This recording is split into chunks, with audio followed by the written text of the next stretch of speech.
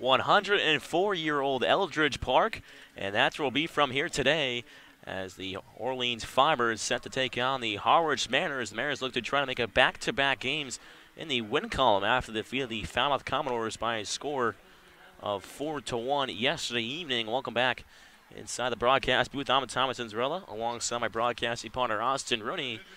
And Austin, this is an important game for both sides as well. Orleans trying to fall down a bit, and they've lost 4 in a row.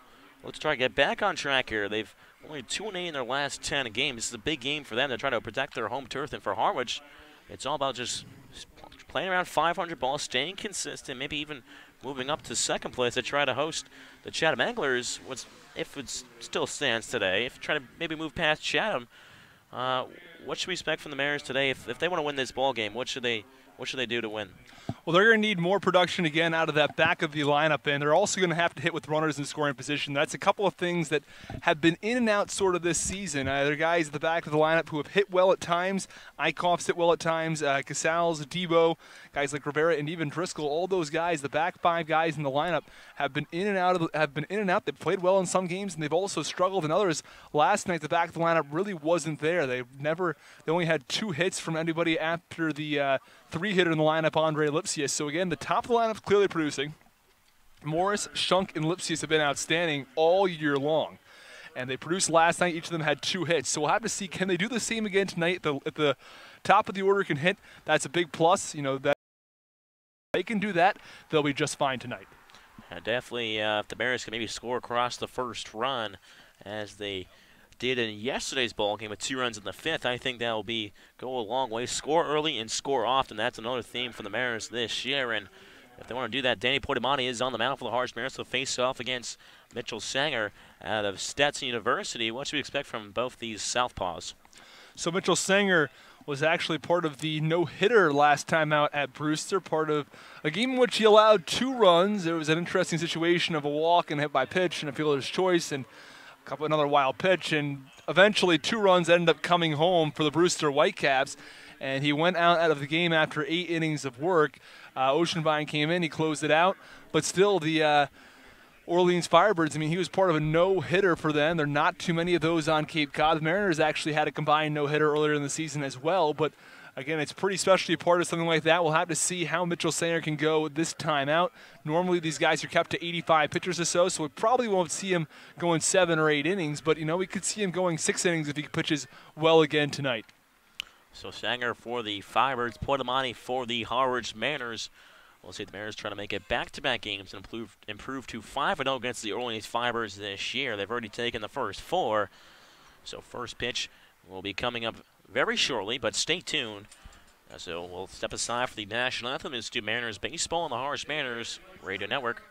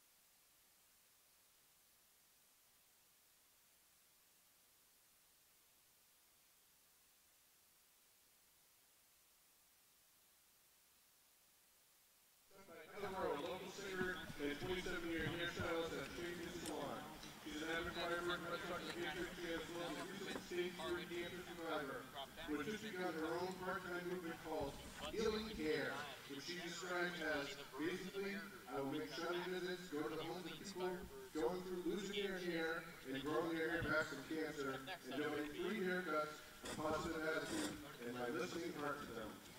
The Firebirds are proud to include Heather in our family. Take it away, Heather. Not the end of the world.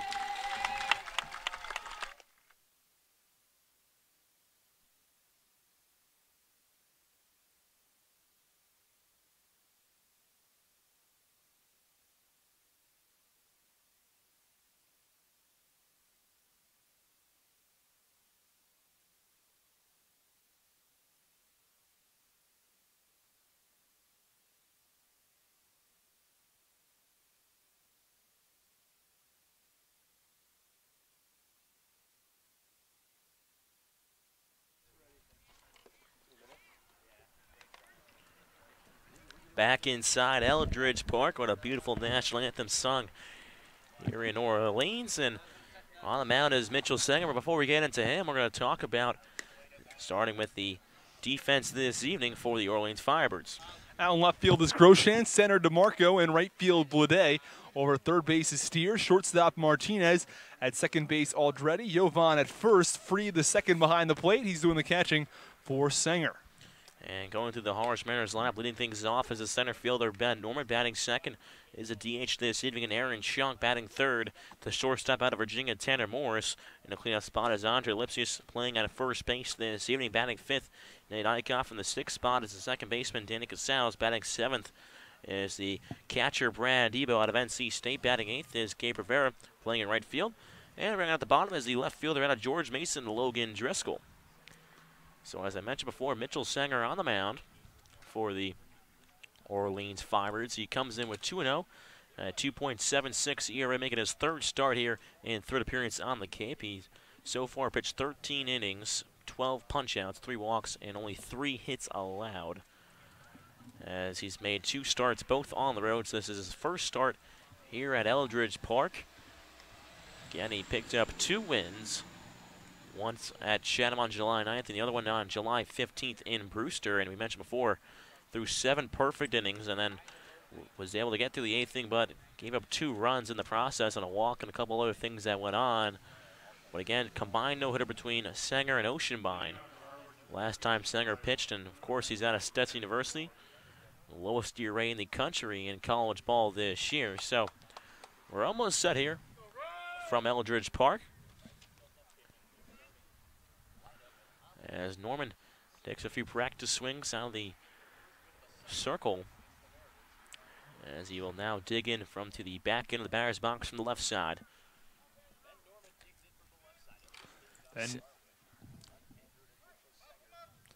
Sanger from the windup. First pitch, Norman, is bunted up in the air. The catcher for the second, trying to raise Silver, but it will drop in. So we're underway from Eldridge Park as Norman tries to bunt the first pitch that he sees, and it'll go foul for strike 1. Ben Norman promoted over towards the leadoff spot. He had a 3-game hit streak coming into last night's game, and he reached via the walk. He's actually reached base safely in 6 consecutive games now. Norman shakes off his batting helmet. I'm all set to get back in from the left side. Lefty-lefty matchup. The 0-1 curveball runs inside for ball one, and that's a big pitch that Sanger, if he wants to pitch well this evening, doesn't have to rely on. He can throw that pitch for a strike. Might see some first pitch curveballs from him. On one pitch from the windup pitches, swung on and missed for strike two. Norman went chasing a fastball down and out of the zone. Norman's hitting 185 so far this year. Has a home run that he hit back in YD. 1-2 pitch, check, swing, pitches upstairs, did not go around, says the third base umpire, Bill Haynes. So count now evens back up at 2 balls and 2 strikes on leadoff hitter Norman. We'll dig back in from left side. Sanger working quickly here. 2-2 curveball. Outside corner, strike 3 call. Sanger gets Norman, leadoff hitter, looking for strike 3, and just like that, Sanger records a punch out. We mentioned before, he has 12 and 13 innings pitched, and the first batter he sees here at Eldridge goes by the out via the K. So now with 1 out, top of the first, scoreless ball game. Aaron Shunk will now set to do work from the right-hander's batter's box. He'll dig in towards the back edge of the box.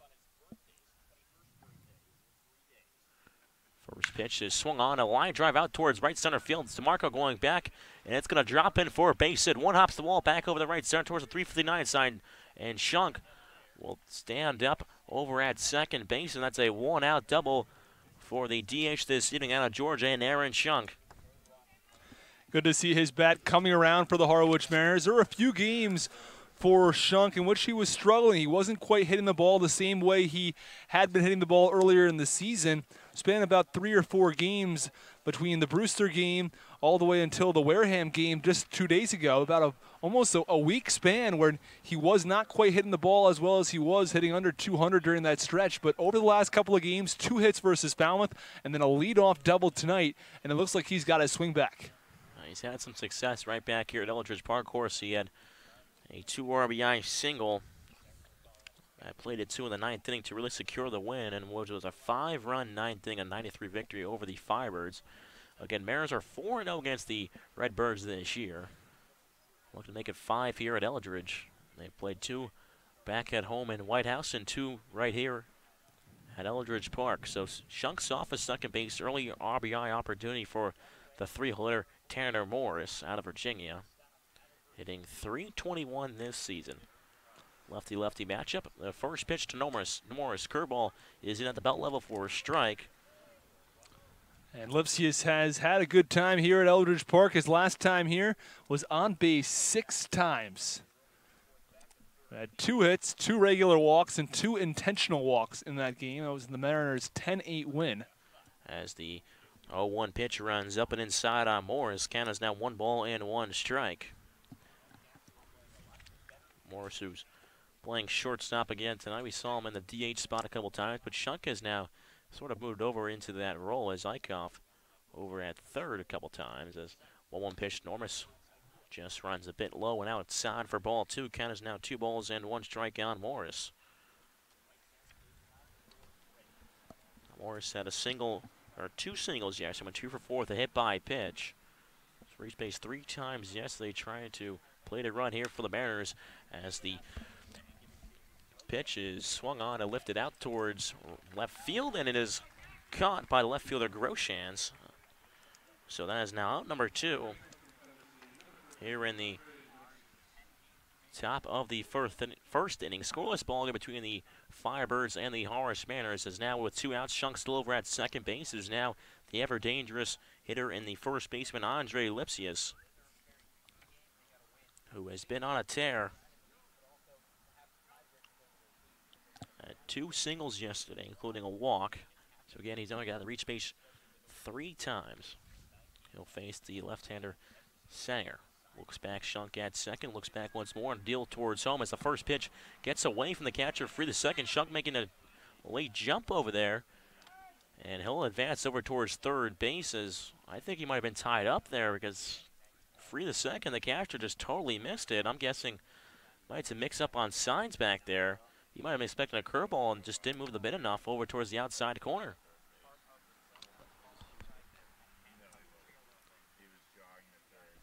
So count is now 1-0 because Shunk had a late start too, because there's a little pad back here behind home plate. It bounced nicely back to the catcher, Freed the second.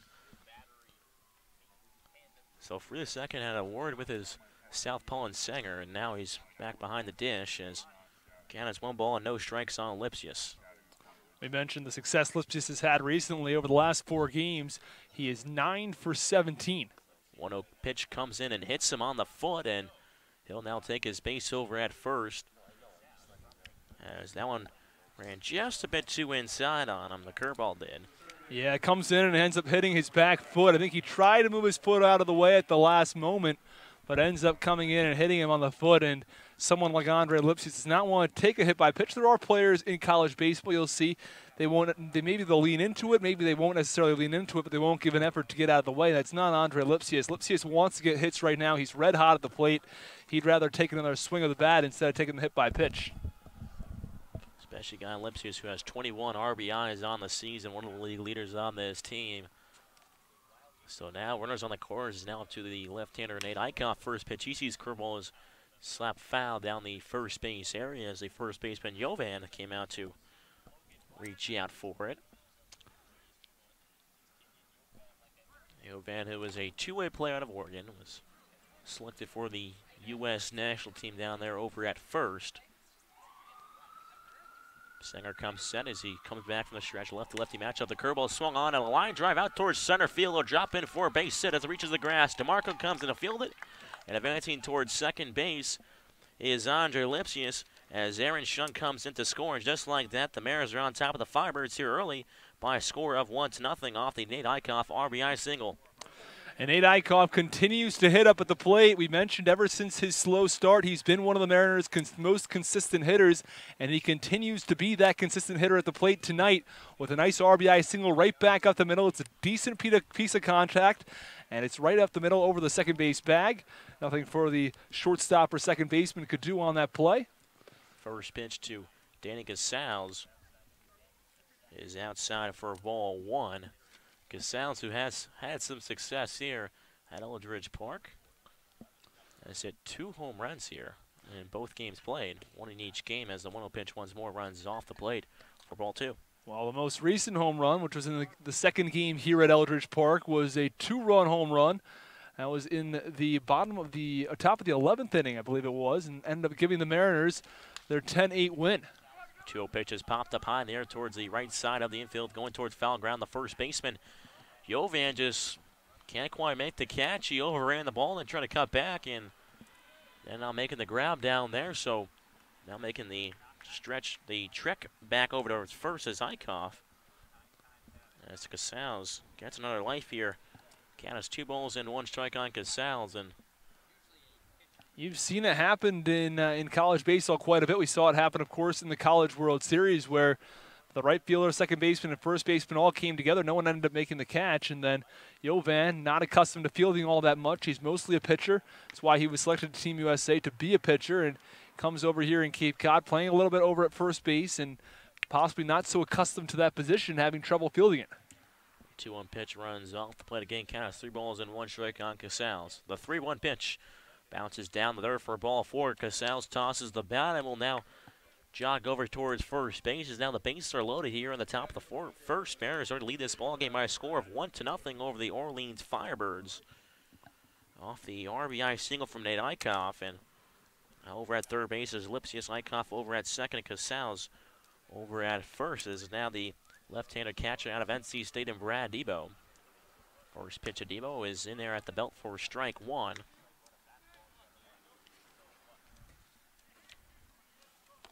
Debo, whose bat has really started to heat up here in the second half of this season, only since the 22nd game, as the 0-1 pitch, the off-speed pitch, is chopped foul just off the edge of the barrel, which you can see that the ball right here had a lot of spin on it, but it stayed mostly foul. Did not make a comeback over towards fair play, which we have seen before happen. Brad Debo last played against Katuitt. He left the game. As the 0-2 pitch is a line drive out towards the shortstop. Martinez will toss on to second base to get the force. And over there is Aldretti, who will step on the bag for out number 3, but not before the Harwich Mariners scratch one across on the Nate Eichhoff RBI single. So after the top of the first, a 1-0 Mariners lead. Listen to Mariners Baseball on the Harwich Mariners Radio Network.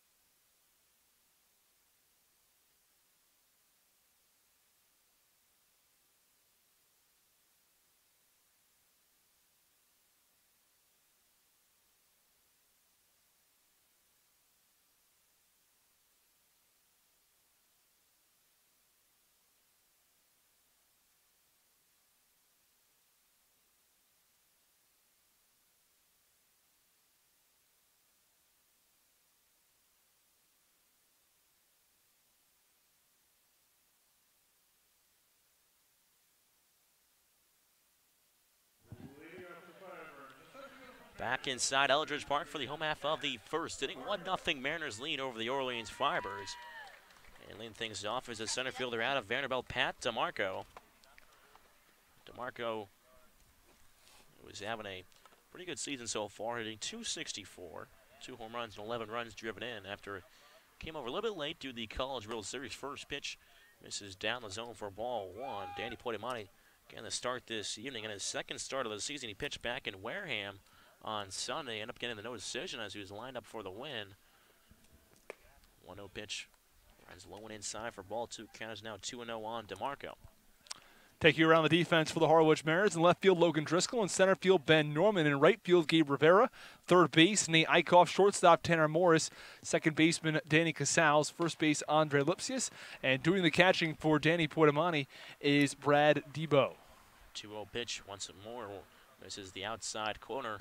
Count is 3-0 on DeMarco. Lefty-righty matchup. DeMarco sporting the red Orleans Fibers colored banners. Takes a fastball at the belt for a strike one. Ken has now 3 balls and 1 strike on the leadoff hitter out of Vanderbilt.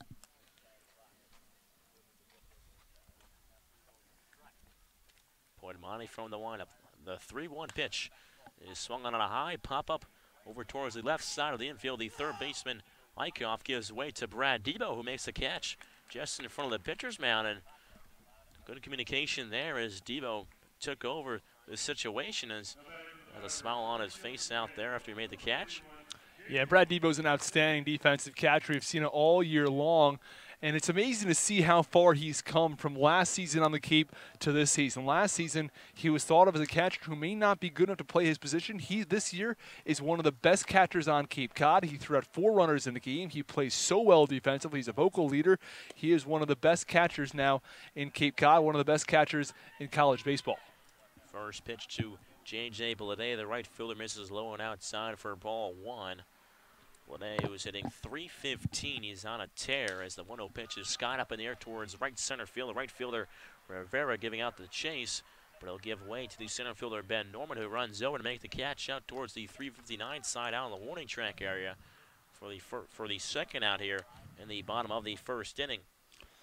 Well, Ben Norman now getting some starts out in center field. In the past, we've seen him at the corner outfield spots, and that's because the Mariners have had center fielder after center fielder after center fielder to work with. They had, originally it was Zach Watson out there in center field, then it was given to Chris Gallen, then Matt Gorski, and now finally it's Ben Norman's job out there in center field. So, I mean, you know, he has been mostly in those corner spots because they've used other players to be in the center field position, but now he's been moved over there and he's done well. You know, he's not quite as quick as some of the guys mentioned beforehand, but he's still very strong defensively. As the 1-0 pitch is swung on and popped out of play behind the press box here. Count is now 1 ball and 1 strike on the third baseman out of Oregon. So we've seen Steer a couple times this year over at third in most of the matchups. 1-1 pitch from Poitamani, off speed pitch, just misses the outside black for ball. Count is now 2 balls and 1 strike. So Mariners wearing their road gray uniforms. Orleans wearing their alternate red Orleans jersey with the white pants. As the 2-1 pitch is once more popped up and out of play. Behind 12 plate, Count is 2 balls and 2 strikes. Kind of similar to those Friday red Military Appreciation Night jerseys, except of course it says Orleans across the chest as opposed to Cape Cod. Of course, Mariners wore theirs yesterday on Friday as the 2-2 pitch to Steer is fouled back into the screen as the count will remain at 2 balls and 2 strikes. So far, Poitamani has retired the first 2 hitters in this inning. Got DeMarco to pop out and Blade to fly out. Looking to make a 1-2-3 inning here in the first. The 2-2 pitch to Steer. That's a pitch that is hammered out towards left field. The left fielder, Driscoll, going back, and it is gone over the left field fence towards the bullpen area for the Mariners. And Spencer Steer sends a 2-2 pitch over the wall out of left field. And just like that, this game is tied right back up at a piece as Spencer Steer gets one right back for the Firebirds. Big insurance, and we saw something like this just the first time the two teams played here when Lipsius hit a home run. All of a sudden, a 2-run homer, and Orleans came right back at the bottom of the inning and scored 2 themselves. So, same thing going on here, just 1 run is what the Orleans gets back.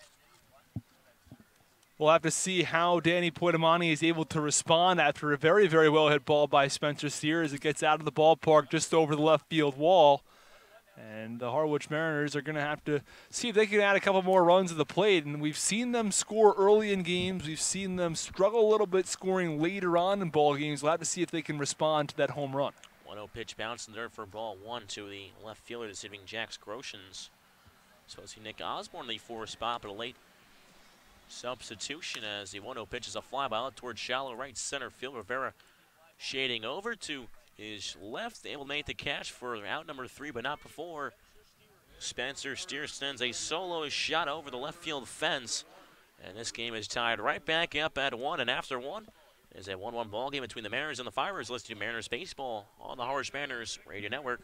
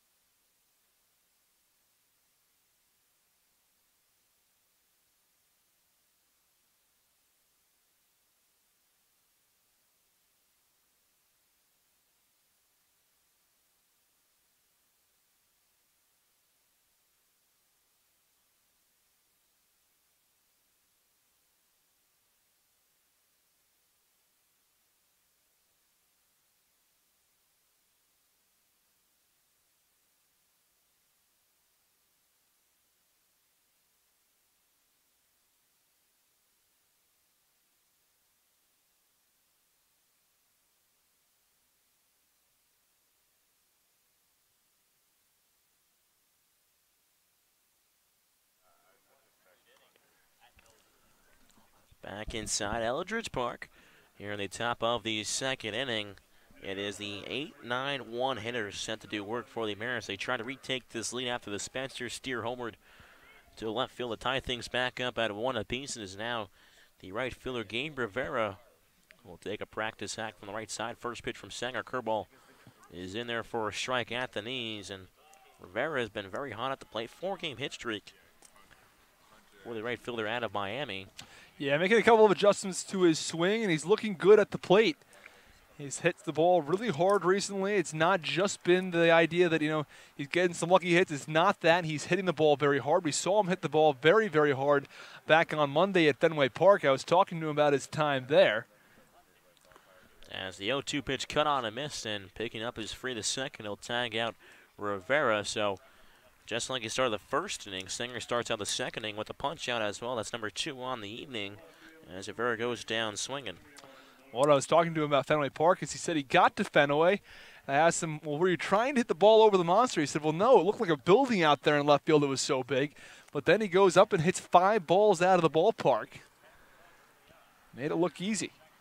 With 1 out, it's now the left fielder, Logan Driscoll, takes a first pitch fastball for strike 1. Driscoll, mentioned before, playing left field this evening, not catcher. We've seen him catcher DH most of the time, now left fielder, as right back with a fastball at the knees is Sanger for strike 2 as he's ahead in the count on Driscoll. No balls and 2 strikes. Lefty-lefty matchup. The 0-2 pitch to Driscoll. Pitch runs upstairs for a ball. Count is now 1 ball and 2 strikes.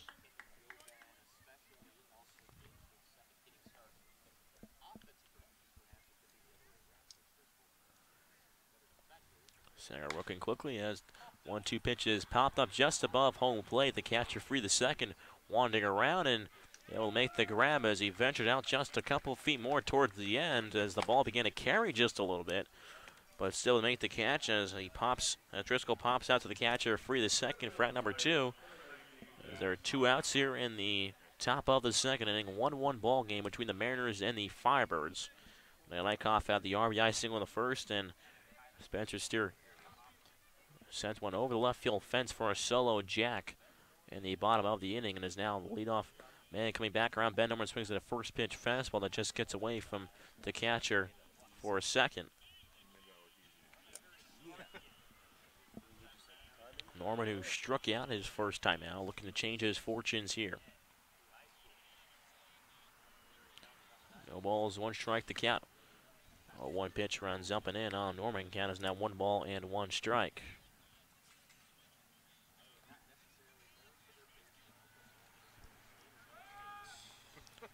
1-1 and Norman bounces in there from Singer. Count is now 2 balls and 1 strike.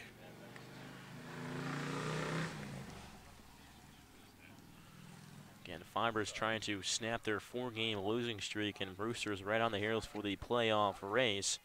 So again, a couple big games coming for the Fibers. They'll play each other back on Monday as well, as the 2-1 pitch is just reached for and fouled off towards the third base area. Count evens back up at 2 balls and 2 strikes. You mentioned the final 2 meetings of the season versus the Orleans Firebirds for the Mariners, and they're 4-0 versus the Firebirds so far this season. They can continue those fortunes. It would be a real boost for the Harwich Mariners to have these couple of games at the end of the year. 2-2 pitches reached for in the dirt. Norman will have to run over towards first base as the curveball is in the dirt, and he's thrown out by the catcher free the second. So 2 punch outs in that second inning by Mitchell Singer. Is 3 on the afternoon as the Mariners are kept scoreless. So after 1.5, it is a 1-1 ball game between the Mariners and the Fibers. Listen to Mariners Baseball on the Harwich Mariners Radio Network.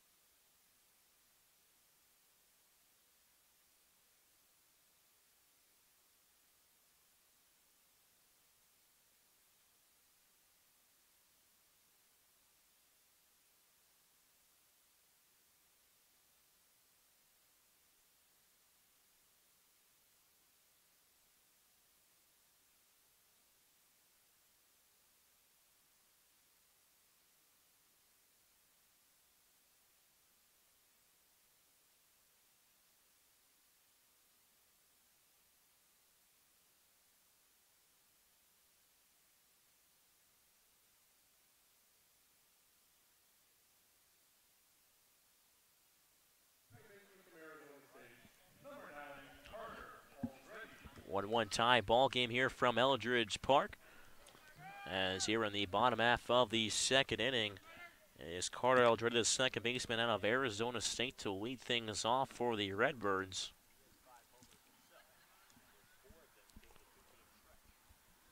Eldredge, native of Monterey, California. First pitch he sees, he laces one in between the gap between short and third for a base hit. And the first pitch he sees, he ropes it out to left field for a base hit.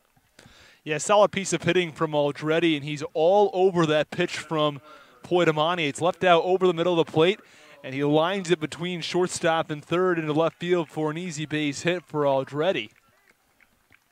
So still nobody out here after the Eldredge leadoff man reaches on a single, and it is now the DH this evening, Justin Levy, who again I said before was a kind of a late addition because Nick Osborne out of Tennessee Tech, who is the league leader in home runs, was supposed to get the start, but he just signed with the Oakland A's on a contract. First pitch misses for ball one. And the crazy story about Osborne is that he came in only as a temporary player at Tennessee Tech and a pitcher only. But he wanted to get some at-bats, and he finally sneaked his way in, and he ended up hitting a couple of home runs, and they kept him in the lineup as the 1-0 pitch is fouled out towards the hill area on the first base side. Canneman's back up at 1-1 strike on the DH. Yeah, and not only did he hit a couple home runs, he hit 4 home runs in his last 8 games, an OPS over 1,000. I mean, it was really, really good stuff from Osborne. Hit 300 as a batting average, and you can hit over 1,000 with your OPS. That's excellent. 1-1 pitch is once more hit out towards left center field. Drops in front of the center fielder Norman for a base hit. So they go station to station baseball here in the bottom of the second inning after back-to-back singles by Eldredge and Levy to lead things off here in the second inning. Firebirds looking to maybe take the lead as be a big boost for the Firebirds. As now the catcher Brad Debo will go out to talk to Poitamani for a second.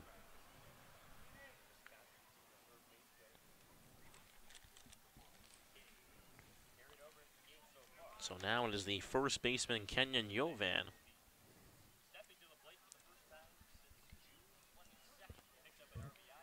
Who was back at Team USA as a pitcher only, though, as first pitch is in there at the belt level for strike one. Yovan has an RBI situation here with runners on first and second base. Was a 32nd round pick by the Mariners back in 2016. 0-1 pitch to Yovan, runs just a bit low and inside for ball one. Count is now 1-1 strike. So Eldredge leads off at second base. Levy over at first after each of them have a single. That is now 3 hits for the Firebirds in this ball game. Stepping out for a second was Yovan. Will step back into the right side. Moves his bat towards the pitcher. Poitamani will now bring it back into his stance. Poitamani comes set. 1-1 pitch to Yovan is cut on and missed as he was out in front of that pitch. Brady able to squeeze down for strike two. Count is now 1-2 strikes. And Poitamani, not someone who's going to blow that fastball by you. It's in the mid to upper 80s, but he'll throw a nice breaking ball and he can get hitters to swing and miss with his good stuff. That's what has driven him to have success so far on Cape Cod. So 1-2 strikes to count on Poitamani. Facing the right-hander Yovan as that one bounces the dirt a couple feet before, but Brad Debo to arch his shoulder up just a bit to get a piece of it and blocks it over towards his left. And nice job by Debo not allowing the runners to advance another 90 feet. Pitch might have just slipped. Bounced a good 3-4 feet before home plate. So 2-2 is the count on Yovan. Poitamani comes set, looks over the runner at first. He kicks and deals. 2-2 pitch is lifted up in the air towards the first base area as Tebow yells out to Andre Lipsius as that one hits squarely on a car, I believe. On a car? I thought that it was not that far out of play. I didn't think so either, but I thought it hit something hard. I don't think it was a car. I think it was something, some sort of a container probably. I didn't see any sort of I think it was the bottom of the hill there. Well, maybe it was a chair or something. I'm not sure. I mean, there's not a lot of room down there on the hill anyway. I mean, good 15, 20 yards as 2-2 curveball just misses inside. Brad Debo holds it just an extra second longer. Looked awfully good. Just missed a little inside, so count us down 3 balls and 2 strikes on Jovan. This Orleans team who leads the league in home runs. We saw back in the first with Spencer Steer's home run. They now have the sole lead at 32. The 3-2 pitch is swung on a slow ground ball over towards the third base area as Wyckoff backhanded, but it was foul. So the count will stay at 3 balls and 2 strikes on Jovan. You mentioned Jovan as a two-way player, and he was at Team USA. He went 8 1/3 innings of work over at Team USA, allowed just 1 run and was 0-1. Had a very strong whip as well, only allowed 5 hits and 2 walks during those 8 1/3 innings of work, so whip just over .8. But he's not actually hitting USA really at all, so 3-2 just pitching. 3-ball ground over towards third. Stepping on the bag is Eichhoff. Throw back. The first is in time, and that's a double play. 5-3 double play. Nice job by Eichhoff to step on the bag and throw across the diamond over towards first to get Jovan. So now there's just a runner on second base with 2 outs. As Levy will stay over at second. Jovan grounds the double play. So now is the catcher in the 8th spot, James Free II, who will try to score that run over at second base. And the double play couldn't come at a better time for Danny Poitamani. He was struggling in the inning, had allowed a couple of hits, and now he gets out of it with a really nice double play on just a chopper over towards third base, something that's normally, in the situation doesn't yield a double play, but hit the right spot at the right time and is able to get 2 outs for 1. First pitch to the catcher, Free the second runs up and away for ball 1. The catcher only hitting 154 this year, does have a home run and 7 runs driven in. As the first pitch he sees his line right at the third base, Wyckoff. He just raises the glove up, and he'll make the grab, and that's why they call it the hot corner down there at third. And Eichhoff, nice job being a part of all 3 outs in that inning. He was. He did an outstanding job over at third base, proving that he can play there. We've seen him play at first base. We've seen him frequently play at second base. And then we've seen him in left field a bit too, because the Mariners outfield does not have quite as many people as it had earlier. But tonight, Logan Driscoll out in left. Nate Eichhoff gets to start at third base, and Aaron Shunk gets a rest finally. He's been playing every day at third base for the last 3 weeks. So instead, Eichhoff gets to start at third base, and he's proving he absolutely can play at the hot corner and just showing how much of a utility player he is. He's played at 4 bases and 4 positions and played at those 4 positions frequently this year. Again, first base, second base, third base, and left field. So after 2 is still a 1-1 ball game between the Mariners and the Firebirds. Let's do Mariners baseball on the Harwich Mariners Radio Network.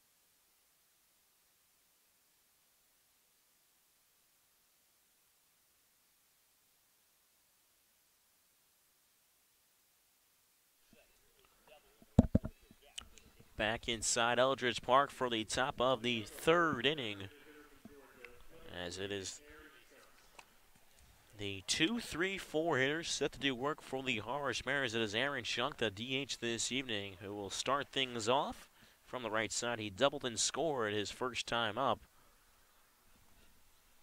Shunk, who's been dangerous at the plate this season, looks to continue his work here against Sanger. First pitch curveball in there at the knees on the other half of the plate for strike 1. Shunk, who's batting .280 coming in. Takes the 0-1 pitch at the belt for a strike. Count is now no balls and 2 strikes. Sanger is really starting to go with that off-speed stuff to start the hitters out as he starts Shunk off with 2 off-speed pitches. 0-2 pitch runs upstairs for ball. Count is now 1-2 on Shunk.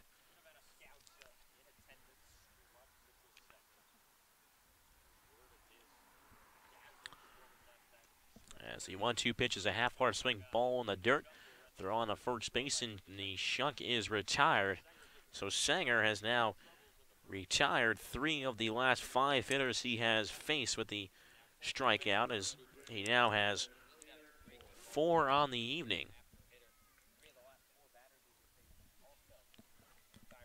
So with Shunk retired to start things off in the 3rd inning is now the left-handed shortstop out of Virginia in Tanner Morris. Sanger talks things over with home plate umpire as he receives new baseball.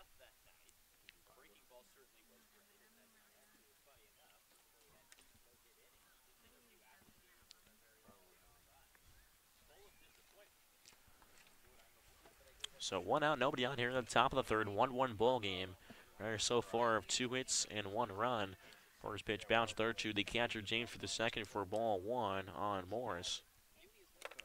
Firebirds so far 1 run on 3 hits, including Spencer Steer.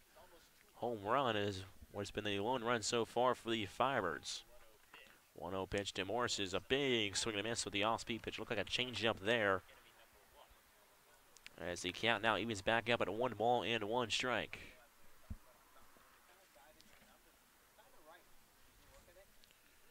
Sanger from the windup, 1-1 curveball misses low and outside. Morris able to lay off that one, not bite at, as the count is now 2 balls and 1 strike. Morris last time here at Eldridge went 3 for 5. As 2-1 pitches in there at the belt for a strike, 2-2 the count. Excuse me, went 1 for 5 with a run, including a sacrifice bunt. As the 2-2 pitch is lined over towards the first baseman, Jovan. He'll step on the bag himself. As the second hitter in this inning is retired, Tanner Morris. 3 unassisted is the play. So Sanger has quieted down a bit after the 1st inning. Left a couple, really was on his best stuff early on. Well, the lone run for the Mariners so far on the Nate Eichhoff base knock, and was trying the bases loaded. Lipsius digs in from the right side, facing lefter Sanger. First pitch almost comes up and hit him. Remember, he was hit on the toe his first time out. Was hit by a pitch, and curveball is biting very hard over at his feet area. Again, Lipsius is a guy that really likes to get towards the plate. 1-0 pitch on the outside corner for a strike at the belt. Count is 1 ball and 1 strike on Lipsius, the first baseman out of Tennessee. Sanger. 1-1 pitch, just catching the lower part of the zone. Lipsius couldn't quite believe it, but it was in there, says home plate umpire. As the 1-2 pitch, Lipsius is swung on a hard line driver towards the second baseman. Aldretti goes to 1 knee, spins around, throw on the first to retire Andre Lipsius. So Aldretti makes a nice slick play over that second base to retire Andre Lipsius to end the top half of the 3rd inning. And after 2.5, it is a 1-1 ball game between the Mariners and the Firebirds. Listen to Mariners Baseball on the Harwich Mariners Radio Network.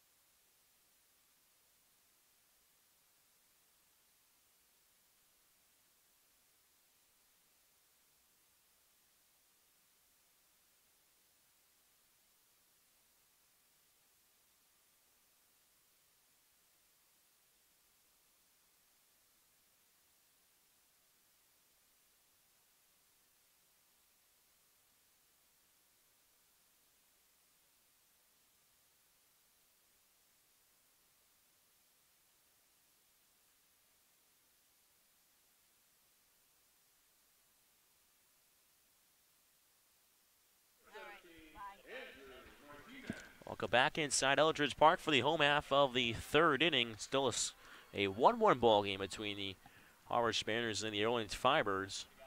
It's been a beautiful evening out here so far. It's supposed to be cloudy all day, but the sun's staying out for the most part. Wind blowing out towards straightaway center. First pitch, 9-hitter Angie Martinez. The shortstop pops it up over behind home plate. Brian Debo tosses the mask and makes the catch after it pops out of his mitt. Has the bare hand, and it's all about the hand-eye coordination. And scouts better take notice. Brian Debo makes a nice play out of the worst of things that could have happened there. Almost dropped it, but he squeezed a little bit too early, and the ball popped out and uses the right hand to make the catch. So I guess any way to record that, you can.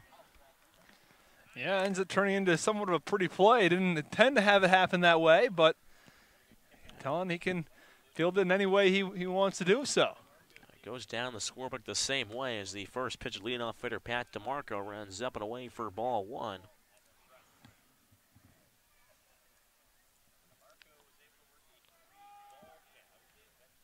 So the Fibers left a couple runners on last inning as the 1-0 pitch is a bloop single out towards right field. Rivera picks it up. DeMarco heading towards second base, and it's a one-hopper in there. A lot of room out there, and it just kept slicing towards that seating area down the right field side. Ended up in foul ground. Rivera to make a long run over there with the speed of DeMarco. He was able to make it a double. So now that is a one-out double for Pat DeMarco. And again, Poitomani running into some trouble in the inning. Have to see if he's able to work out of this. Last inning, he was very fortunate. The runners on first and second with no outs, and he got a ground ball over to third base, and Eichhoff was able to do a 5-3 double play. Have to see if he can find a way to get out of this inning. There's runner on second with one out. First pitch, curveball from Poitomani to Blade, just misses inside for ball one. So the Fibers trying to take the lead here in the bottom of the third inning over the Harwich Mariners after Blade's one-out double. Poitomani comes set. He kicks and fires. 1-0 fastball runs up and away for a ball. Count is 2-0 on Blade. Blade, who also plays at Vanderbilt. These couple of Vanderbilt players on this roster. Phil Clark. They've had a couple players over the last couple years, including Chandler Day, who was drafted by the Nationals here in the 7th round as the 2-0 pitch is in at the knees for a strike. 2 balls, 1 strike to count on Blade. Actually had Tim Corbin, the head coach of Vanderbilt baseball, on the broadcast over here at Eldridge Park. Yes, they did.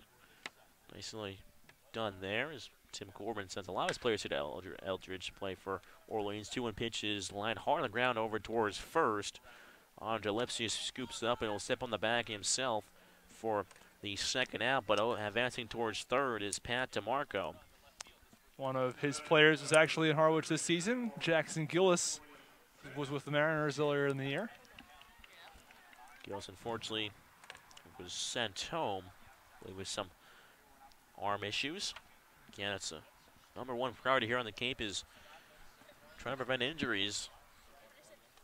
That is now the 3-hitter Spencer Steer. First pitch bounces in the dirt for ball one. The third baseman has all the offense so far, provided the homer back in the first inning over the left field fence. Again, this is the #1 home run hitting team. As the 1-0 pitch is swung on and flied out towards left field foul. As they count as now 1 ball and 1 strike. Well, Eldridge Park is an interesting situation out there. Again, the 434 infamously deep in center field, but at other parts in the ballpark, it's not too bad. Right center, left center field, it's only right around 350. 1 pitch runs just a bit outside for a ball. Count is now 2 balls and 1 strike on Steer. The 2 easiest parks I still contend, again, YD and then Chatham's not too bad. People make a big deal out of Chatham being a little bit more deeper than I say it is. There's only 1 point in center field where it hits 395. Everywhere else, it's tailing in towards the corner at 315. It's actually pretty shallow. As the 2-1 pitch bounces, it almost hits Steer. Count is 3-1 now. And left field is about 340s. 335, so it's a little bit longer in left field. It's just the right field. It's kind of it's the same distance here, just like at Chatham, 314 on the right field corner. But here at Eldridge, they got a wide alleys out here, is what makes it more of a kind of deeper ballpark. As the 3-1 pitch is lined out towards center field, And the center fielder, Norman, coming in to make the grab. Full extension of the body as he takes away a base hit and saves a run. As Spencer Steer, he laced one out towards left center, but not so fast, my friend, says Ben Norman. He takes the hit away from Spencer Steer. So after 3, it is still a 1-1 ball game between the Mariners and the Fibers. Listen to Mariners baseball on the Harwich Mariners Radio Network.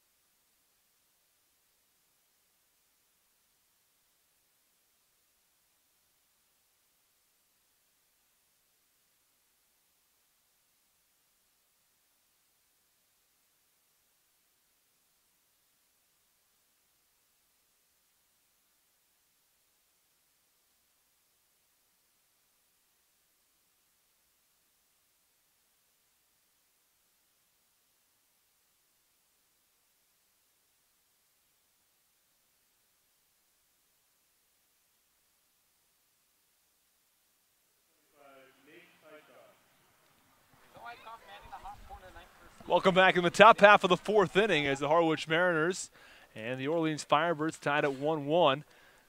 Stepping in from the left side, Nate Eichhoff. First pitch to Eichhoff, swung on a line drive into right field for a base hit. It's his 2nd hit of the evening as Eichhoff takes a long round along first base, ends up pulling on the brakes and retreating over to first. But another single off the bat of Nate Eichhoff as he continues to hit the ball well at the plate.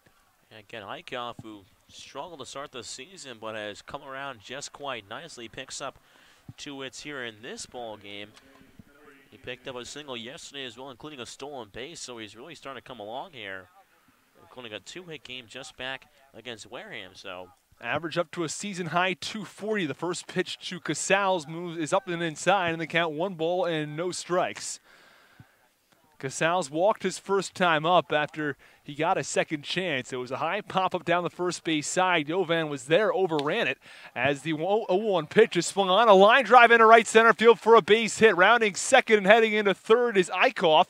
And there are runners on the corners with no outs for the Harwich Mariners in the top of the 4th. Oh, just like what the Fibers did in the 2nd inning, starting with back-to-back hits from Aldretti and Levy. The Mariners are doing the same with back-to-back singles from Eichhoff and Casals. Now it's just, it could be different if the Mariners going to maybe try to get across a run here, unlike the Fibers were able to do in that 2nd inning. Brad Debo, the left-handed hitting catcher, digs in. He had a 6-game hitting streak before he was taken out of the game versus Katuitt. Have to see if he can pick up where he left off.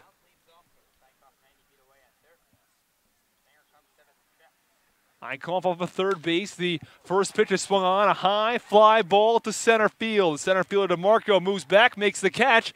Tagging and scoring from third is Eichhoff. It's an RBI sac fly off the bat of Brad Debo. And the Harwich Mariners lead this game 2-1. And it's very Brad Debo-like. Again, he's got likes to take a lot of pitches at the plate, but swings at the first pitch and able to get a fly ball out of it. And that's just perfect for the Harwich Mariners. It is deep enough to score Nate Eichhoff over at third. As Mariners now retake this lead against the Firebirds. And Gabe Rivera now from the right side. Runner on first base, 1 out. You mentioned Casals hits well at Eldridge Park. Well, he's 1 for 1 with the walk so far. He continues to hit the ball well. First pitch misses low and in the dirt to Gabe Rivera, and the count 1-0. Gabe Rivera has made a little bit of a swing adjustment at the plate. He's really starting to get kind of shorter towards the plate, really shortening it up. And you can see the improvement so far. 4-game hitting streak since he hit all those long balls back at Fenway Park. The 1-0 pitch to Gabe Rivera misses upstairs in the count. 2 balls and no strikes on the right-handed hitter.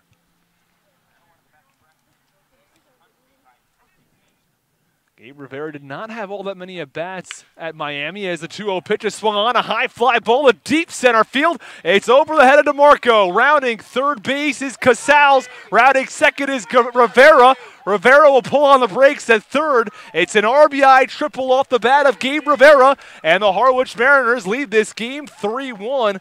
And Thomas, at almost any other ballpark, that's a 2-run home run off the bat of Gabe Rivera. But here at Eldridge Park, in that 434 in center field, ends up just a long triple. Well, I think it could almost be a home run in a lot of other ballparks. That was a well-hit ball. That was kind of like where he hit his last one back at White House Field, his last triple at. So now he's 2 triples in the last 4 games. He'll score across another run here, and the Mariners have now jumped out to a 3-1 lead now. And thanks to Gabe Rivera, and that's big as well. That's one of the things that you like to see on the Mariners, not only when they take the lead, but keep stretching that lead out. We saw yesterday when they were only at 2-0 for most of the game, and they scored 2 more in the 8th inning, really stretched the game out. And then even though Falmouth scored 1 in the 9th, it didn't matter because they already had a 3-run lead at that point. So that's big for the Mariners here. They want to try to stretch out this lead as far as they can.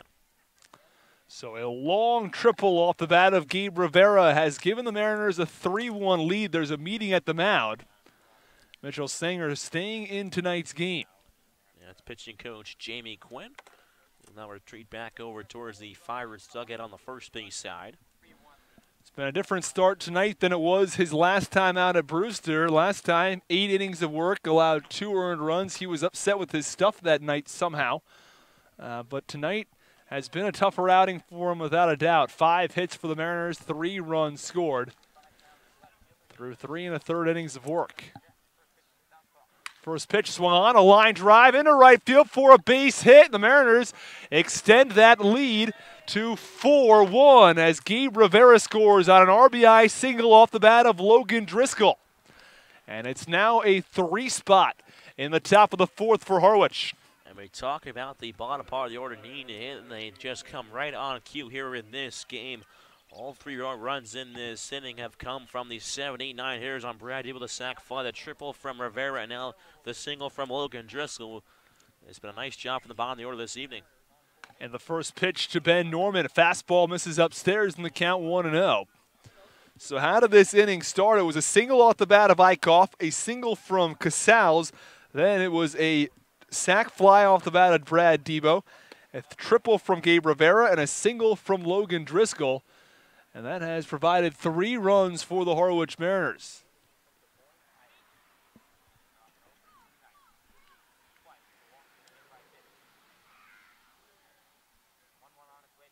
The 1-1 pitch swung on, and a slow ground ball down the third base line, and a check swing fielded over at third by Steer. He'll throw across the diamond. It's in time to get Brad Devo, but advancing to second base is Logan Driscoll. So yet another runner in scoring position for the Harwich Mariners with 2 outs. That would have been a tough play for Steer to try to throw it over towards second base. More of his momentum was going over towards first, so he's trying to record it now. That's exactly what he did there and able to do so. Especially for 2 outs, but still runner in scoring position. Well, Aaron Shunk, who's the first of 3 really dangerous hitters in the Harwich Mariners order, the 2, 3, and 4 guys, who are Shunk, Lipsius, and Morris, or Shunk, Morris, and Lipsius in order. The first pitch is a breaking ball, and therefore a strike. As Morris, Shunk hitting 286, Morris at 315, and Lipsius at 323. And we mentioned Lipsius red hot at the plate, 9 for his last 18. As the pitch to Shunk is swung on and grounded down the third base line, foul.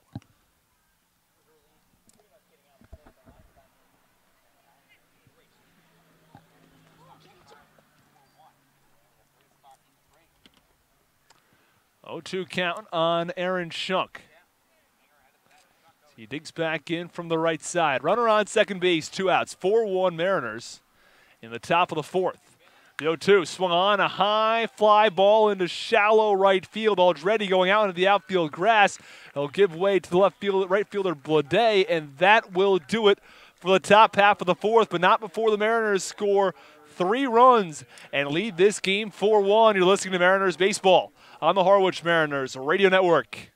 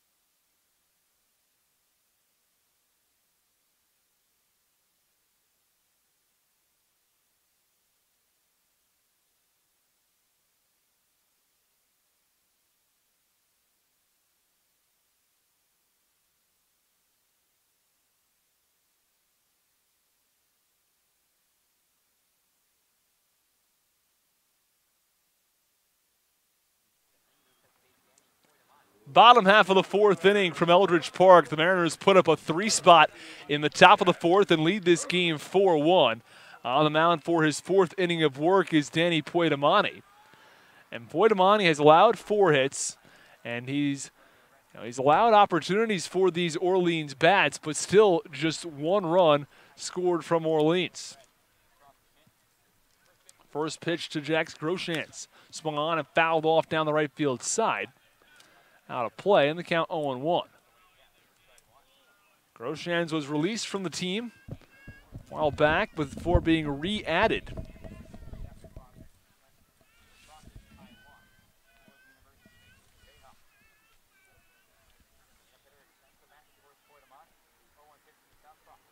The 0-1 pitch swung on, a high chopper as it deflects off the mound. Fielding it is Casals over at second base. He throws the first. It's in time.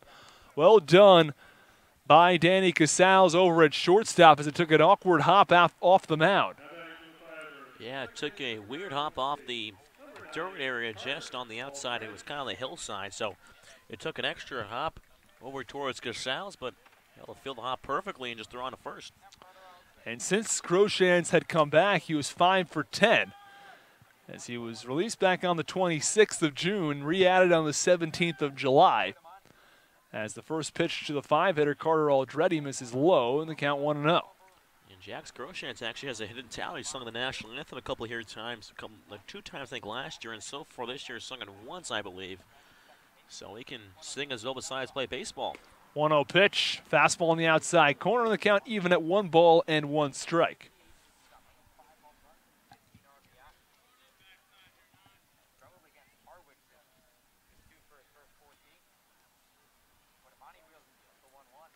The 1-1 delivery from Poitamani on the inside corner, and the count 1 ball and 2 strikes on Groshans.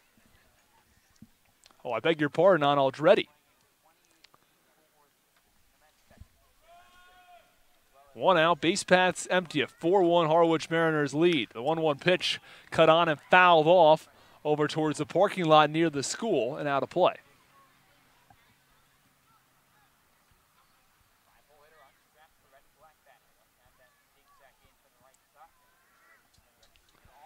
Aldretti digs back in from the right side. Poitamani gets a sign from his catcher, Debo. The 1-2. Swung on and missed, struck him out. It's a foul tip, but into the glove of Debo. And there are 2 away in the bottom of the 4th inning. Mariners still on top in this ballgame 4-1. And we mentioned a couple of times Poitamani has allowed a number of base runners, but he's kept that pitch count down through 3 2/3 innings of work. Only 48 pitches. If you can get through this inning with right around 50 or so, there's a real opportunity for him to go 6+ innings of work. Most of the times when the Fibers have gotten hits have been either in the first or second pitch in that count, so they're swinging early and swinging often.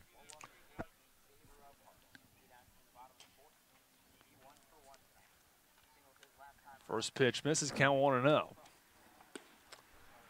Misses as well on the count 2 balls and no strikes.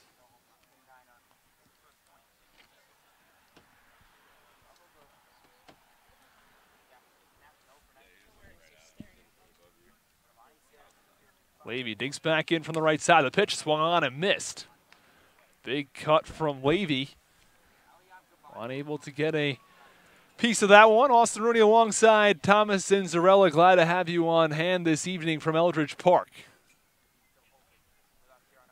Count 1 ball and 2 strikes. And the 1-2 pitch misses low, and the count 2-2. There's a problem with the scoreboard out in left field. So we're doing our best here from Eldridge Park.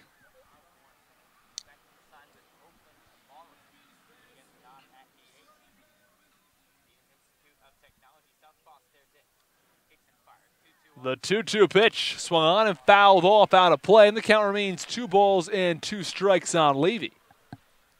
Levy, who plays his college ball at Louisville, was recruited by other AT schools, including your school in Notre Dame, but was also recruited by UNC, Boston College, and Virginia Tech, but Joe's Louisville. The 2-2 delivery. Fastball misses outside, and the count runs full at 3 balls and 2 strikes on Levy. Levy 1 for 1 in tonight's game. He started tonight's game with a 195 batting average. It's up 10 points to 205. The 3-2 delivery outside for ball 4, and he walks Levy. So there's a runner on base with 2 outs. A 4-1 Harwich Mariners lead in the bottom half of the 4th inning. And Kenyon Jovan, who was 0 for 4 so far on Cape Cod. He was just recently added to the Orleans Firebirds roster. They knew that he was going to join them after he appeared on Team USA. He was mostly a pitcher on Team USA, and he's getting reps at the plate as well.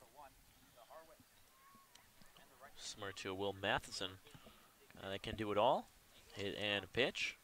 Well, Matheson, of course, the interesting situation because he thought he was only going to be a hitter, then transitioned to a pitcher, and then back to a hitter to an extent. The pitch is popped up from Jovan. What we have back in the foul ground is Devo, who makes the catch for the final out of the inning. So the Orleans Firebirds strand 1. At the end of 4, it's the Harwich Mariners 4 and the Orleans Firebirds 1. You're listening to Mariners Baseball on the Harwich Mariners Radio Network.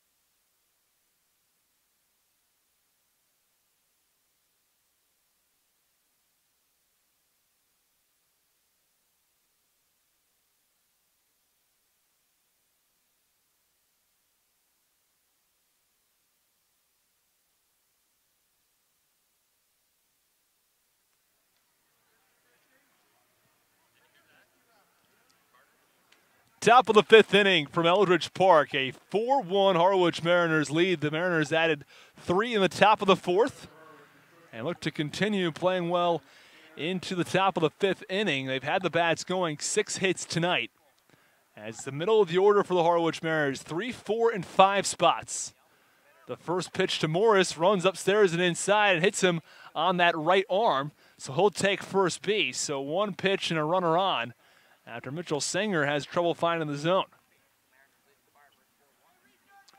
Now digging in from the right side is Andre Lipsius, somebody that this Orleans Firebirds pitching staff probably doesn't want to see. He had reached base 6 times in the last contest between the two teams. He had 2 hits last time, a couple of walks and a couple of intentional walks as well. Also, he has hit well recently against everybody in the last week or so. He's 9 for his last 18 at the plate. As we have a stoppage in play because there's a car out in right field that won't turn its headlights out. There's parking out in right, and it shines right down onto the field and ends up being right in the batter's eye. So runner on first base, no outs. Andre Lipsius stands back in from the right side. The pitch from Sanger misses low, and the count 1 ball and no strikes on Lipsius. Austin Rooney alongside Thomas Cinzarella. Glad to have you on hand for tonight's ball game. Mariners look to win back-to-back games as the 1-0 delivery misses well upstairs and outside. Count 2 balls and no strikes. Sanger with 61 pitches so far this evening. 2-0 pitch. Misses outside in the count. 3 balls and no strikes.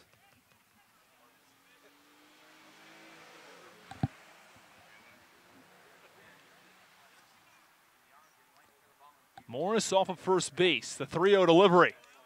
On the inside corner in the count. 3 balls and 1 strike.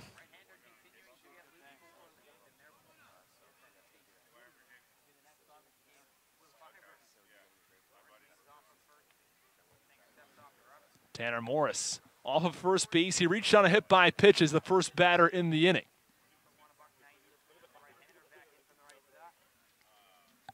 Lipsius digs back in. The 3-1 pitch. Breaking ball on the outside corner for strike 2. And the count runs full at 3 balls and 2 strikes.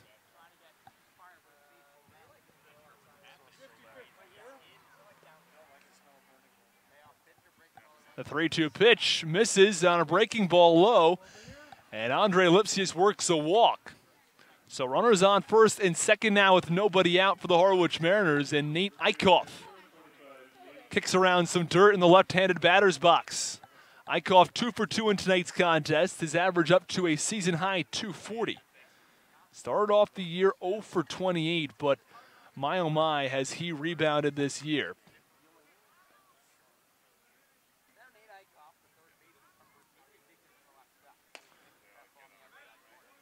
And the first pitch, fastball, in there for strike 1, hitting nearly 350 since that 0 for 28 start.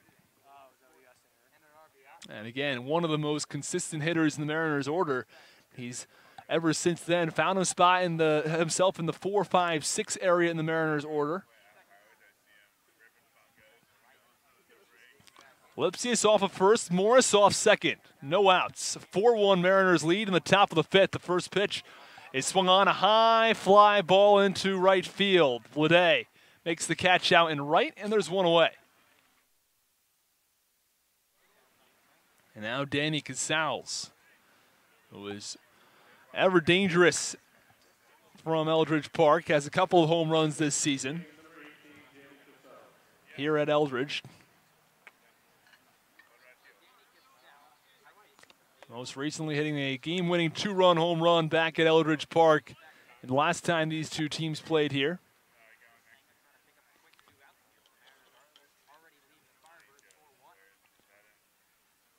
First pitch to Casals.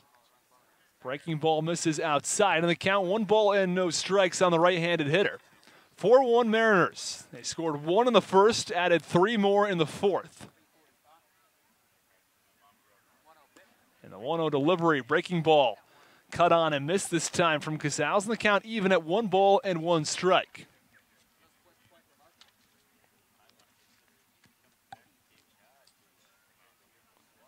Lipsius off of first, Morris off of second. The 1-1 delivery, breaking ball runs low, and the count 2 balls and 1 strike. Austin Rooney alongside Thomas and Zarella, glad to have you with us this evening.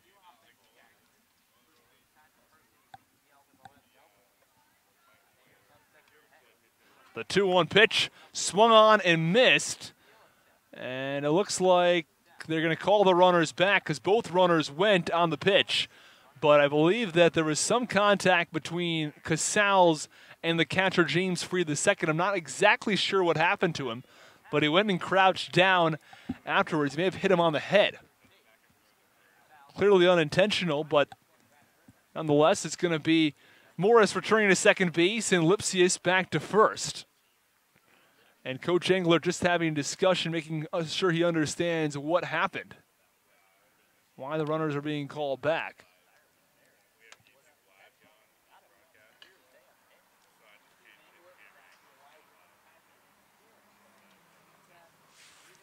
Jeffrey Merrill, the home plate umpire, having the conversation with Coach Engler.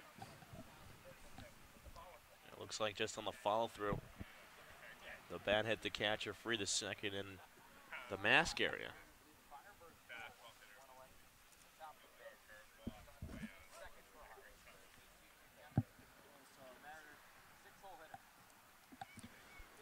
The 2-2 delivery to Casals, misses outside, and now the count runs full. Casals 1 for 1 tonight. He's already worked a walk in this evening's ball game.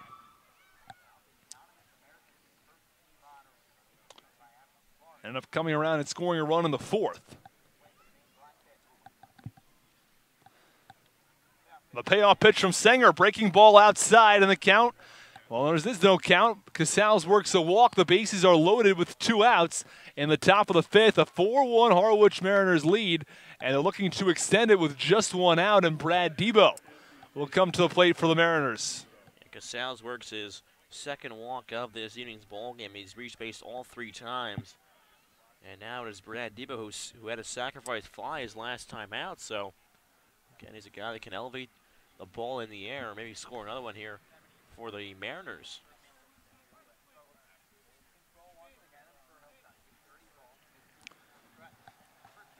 And the first pitch to Brad Debo on the inside corner for strike 1. And Sanger's had some trouble with his control in this inning.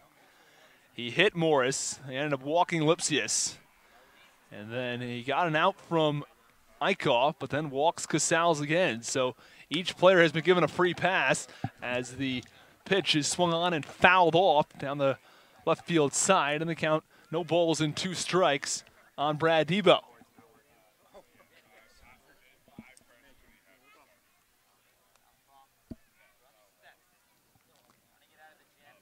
So Morris off of third, Lipsius off second, Casals from first. Home plate umpire Jeff Merrill calls time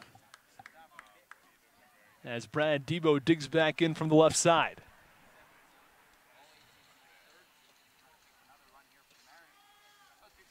The 0-2 delivery swung on, a high fly ball to deep center field. The center fielder DeMarco going back, and it's off the wall in deep center. Scoring is Morris, rounding third is Lipsius. He'll score easily. Casals coming home, to the plate, not in time. A 3 RBI double off the bat of Brad Debo, and the Harwich Mariners lead this game 7-1. Now, that one would have been a home run at many other ballparks. I mean, that was a one-hopper off the sign just out towards 434. He had to have hit that over 425. I mean, in any other ballpark, that's gone. But Debo still will record 3 RBIs, a bases-clearing double, and it can't get much better than that if you're Brad Debo, as now Kellen Nixon will take the ball from his southpaw Mitcher second and will go to the bullpen. Well, I have to remember that after his last start, Mitchell Singer said he wasn't happy with his stuff. Well, he comes out here tonight and allows 7 runs. Oh, no, it's just a difference in lineups as well. The different guys attacking. You know, what's their approach at the plate? And, you know, for between Brewster and Harwich, obviously Brewster, they have struggled this year on the offense end as well. The Mariners team, you know, they haven't fared much better again. They've had really good games, and then some games the bats just aren't there. So, but this game is just one of those breakout games. This is the game we saw just like back at Katuitt a few days ago. And that game was even bigger, I think, at the plate. Mariners put up 6 runs in the top of the 4th inning. Put 3 up in the first, 2 up in the third, and 6 in the fourth. They're up 11-0 at a point. It's 7-1 in the top of the 5th inning. We'll step aside as there's a pitching change from Eldridge Park, and we'll sort out the details when you come back. It's 7-1 Mariners. You're listening to Mariners Baseball on the Harwich Mariners Radio Network.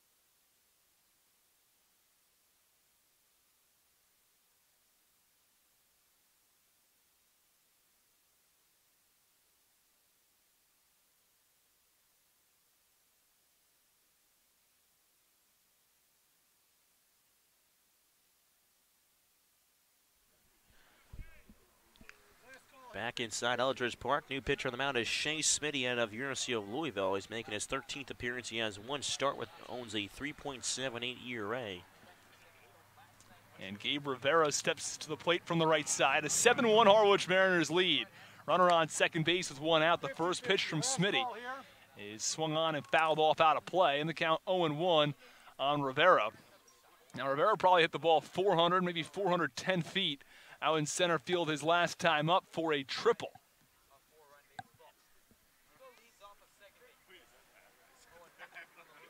The 0-1 pitch.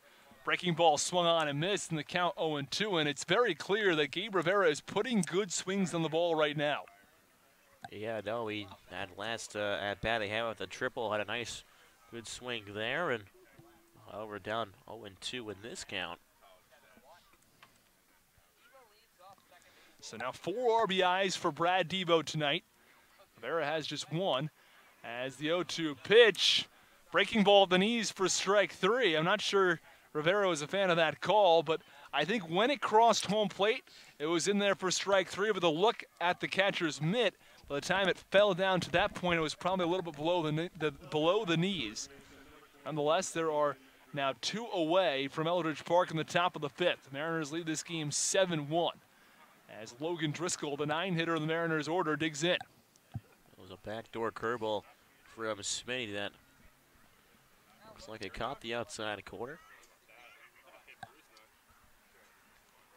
The first pitch to Driscoll swung on, a high fly ball to left center field, and it will drop for a base hit. Diving was the center fielder DeMarco. He couldn't get there. It's a stand-up double and an RBI for Logan Driscoll, and the Harwich Mariners extend their lead to 8-1. Yeah, Logan Driscoll now picks up his second RBI on the evening and his second base hit as well. He now has a single and a double, and now the Mariners continue to pile on here, both in the 4th and the 5th inning. The 2 big innings so far for the Harwich Mariners. And it's really set themselves apart now from Orleans. The 8-1 lead will make it very comfortable for Poitamani and the rest of the Harwich Mariners bullpen to have a cushion coming out there. They don't have to worry about the score. Not a extremely important situation in the game as the first pitch to the leadoff hitter, Ben Norman, misses upstairs for ball 1. Norman 0 for 3 in tonight's contest. And the top of the order is actually the part that hasn't necessarily come through. The 1-0 pitch misses up and in again, count 2-0. We mentioned yesterday the 1 through 3 hitters each had 2 hits. Well, tonight, number 1 hitter Ben Norman 0 for 3, Shunk 1 for 3, Morris 0 for 2, Lipsius 0 for 1. Now, the bottom 5 hitters in the order have at least 1 hit. 2 hits for Eichhoff, 1 for Casals, 1 for Debo, but he's got 4 RBIs to go along with it, 1 from Rivera and 2 from Driscoll. The 2-0 pitch runs upstairs on Ben Norman, and the count 3 balls and no strikes. The Mariners are 1 pitch away from batting around as Aaron Shunk stands on deck. He would be the 9th hitter to come to the plate in the inning.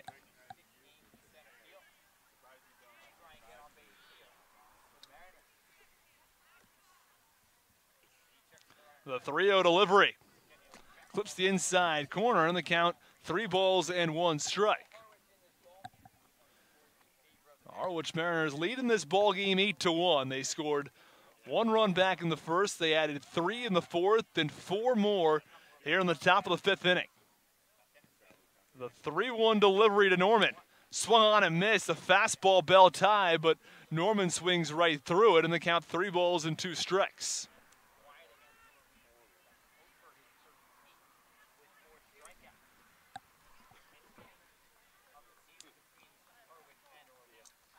And Norman has reached base safely in 6 consecutive games.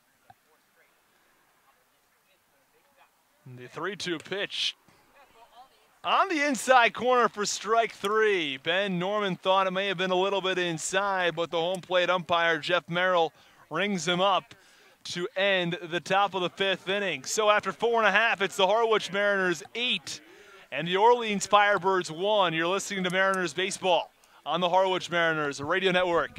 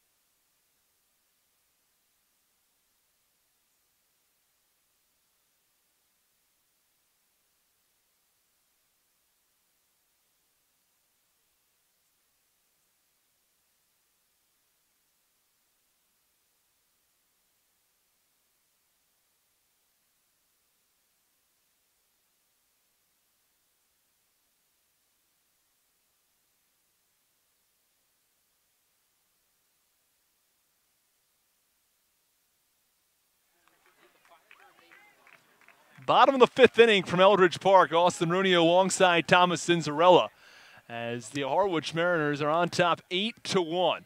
They scored 1 run in the top of the first, added 3 more in the top of the fourth, and added a 4 spot here in the fifth.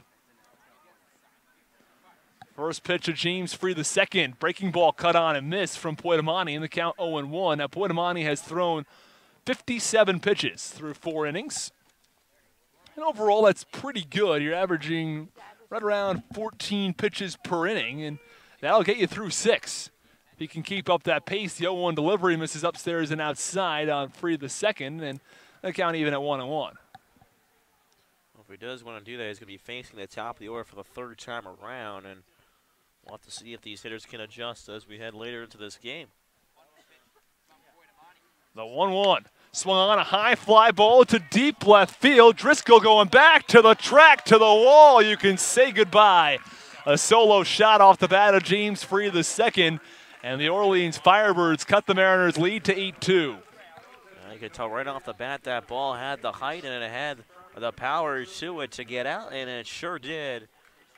But again, so far, those of the 2 runs, the 2 home runs for the Firebirds have only been solo home runs, so they've only had 2 runs on the board. But again, this is a team that leads the Cape League in home runs, and they continue to do it in style here. But again, you're going to have to get batters on base. This is something that a lot of Yankees fans are talking about. They talk about, you know, they're getting home runs, but they're not getting base hits. It's the first pitch in there for strike 1 on Martinez, the right-handed hitter. And they're saying, you know, you can hit as many solo home runs as you want, but if you're hitting 4 solo home runs a game and that's it, well, you're only scoring 4 runs. You're not going to beat a ton of teams if you're only scoring 4 runs. As the pitch is swung on and fouled off by Martinez in the count 0-2.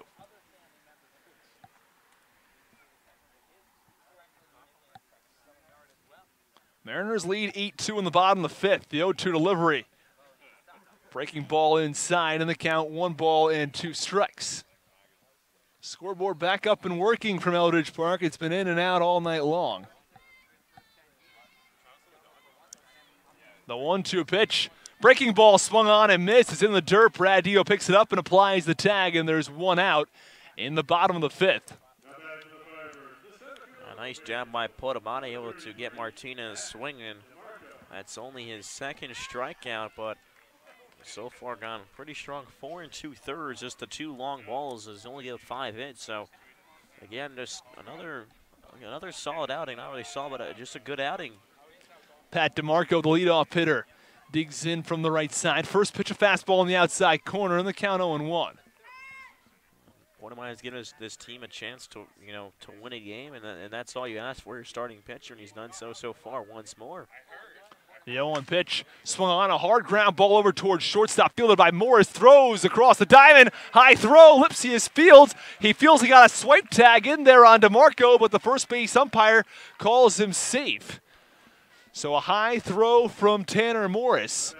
And Lipsius jumped to catch the ball and then did a spin move. Looked like he may have applied the tag on DeMarco. What were your thoughts over there at first base? I think he tagged him right when DeMarco hit first, unfortunately. So I think it was the right call over there at first. It was a nice effort from Lipsius, but again, DeMarco very speedy over there and just beating the tag.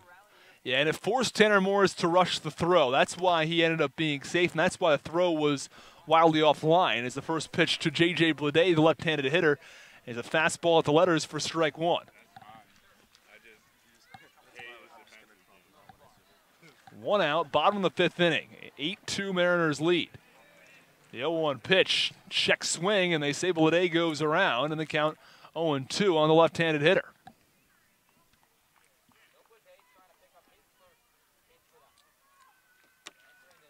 Blade 0 for 2 on the evening.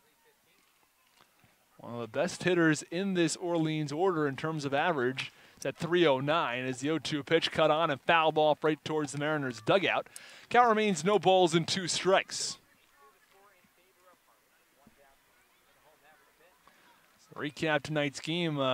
Mariners put up a run in the top of the first. Orleans responded with a solo homer in the bottom of the first, and the Mariners added 3 more in the top of the fourth. The bases clearing triple in the top of the fifth from Debo as the 1-2 pitch is in there for strike 3 on J.J. Blade, a breaking ball for strike 3 from Poitamani, and there are 2 outs in the bottom of the fifth. Now back to what I was saying about the recap. 1 run in the first, 1 run from Orleans, 3 in the fourth. It was a triple from Gabe Rivera, and a couple of other runs came in as well. And then a 3 RBI double off the bat of Brad Debo. Hit probably 420 feet out in center field. As the first pitch to the 3-hitter in the Orleans Firebirds order, Spencer Steer. This is low for ball 1. Steer was the home run hitter back in the first inning. Free the second, the home run hitter in the bottom of the fifth. The 1-0 pitch, cut on, a ground ball over towards third, fielded on the backhand by Eichhoff, throws across the diamond. A nice strong throw from Eichhoff as he continues to impress at the hot corner over at third base. So that'll do it for the bottom of the fifth inning. It's the Harwich Mariners 8 and the Orleans Firebirds 2. You're listening to Mariners Baseball on the Harwich Mariners Radio Network.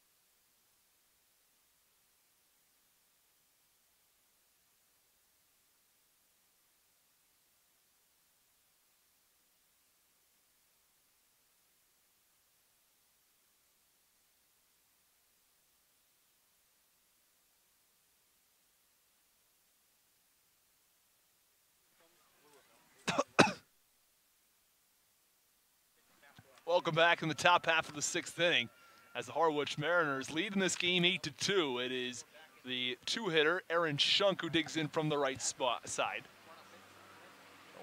1-0 pitch misses upstairs and outside, and the count 2 balls and no strikes on the right-handed hitter. The Bugs are out at Eldridge Park. The only thing I dislike more than the Bugs is the bug spray because it just smells terrible in my opinion. As the 0-2 delivery to Aaron Shunk is at the knees for strike 1, and the count 2 balls and 1 strike. Like to protect my legs here, and I wake up in the morning and find 15 bug bites, especially here at Eldridge. A little sandy soil all over the Cape, so the bugs won't be out anywhere. 2-1 delivery, swung on, a ground ball over towards short. Martinez fields, clutches, throws across the diamond. It's in time. Throw is a little bit low, and Jovan did a nice job to pick that ball over at first base. Nice job by Martinez. A nice strong throw over towards the first baseman, Jovan. And that's a nice bounce back from Smitty.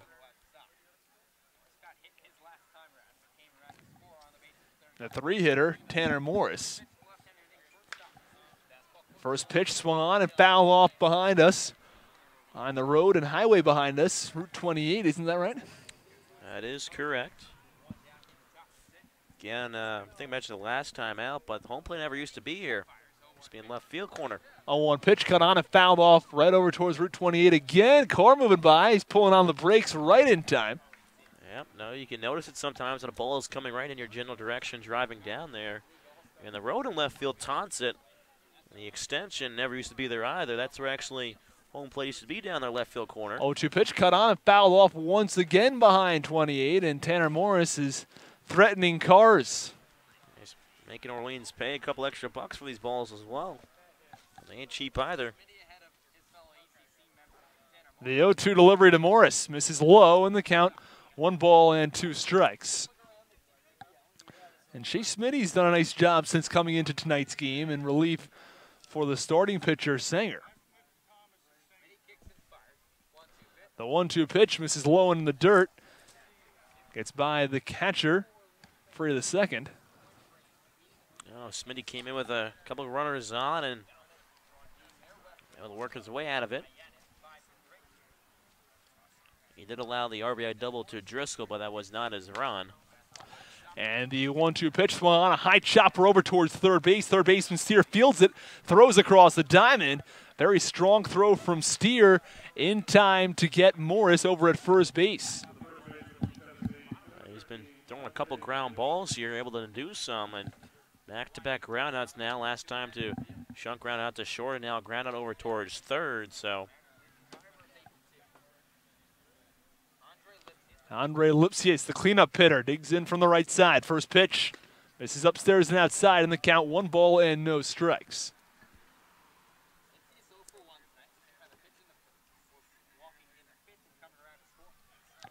The 1-0 delivery. Fastball at the letters, check swing, and it's in there for strike 2. Beg your pardon, strike 1. It's count 1-1. The 1-1 pitch swung on and fouled off over towards the middle school. Out of play, and the count 1-2. looks like it at the greenhouse out there over the middle school. Nothing's really broke at the school since I've been coming here, but they can. 1-2 delivery. Breaking ball misses low in the count. 2 balls and 2 strikes. 2 outs. Top of the 6th inning. The Mariners lead 8-2 from Eldridge Park. The 2-2 delivery swung on. A slow ground ball over towards second base. Aldretti fields. He throws to first in time to get Lipsius. So a 1-2-3 top of the 6th inning. After 5.5, it is the Harwich Mariners 8, the Orleans Firebirds 2. You're listening to Mariners Baseball on the Harwich Mariners Radio Network.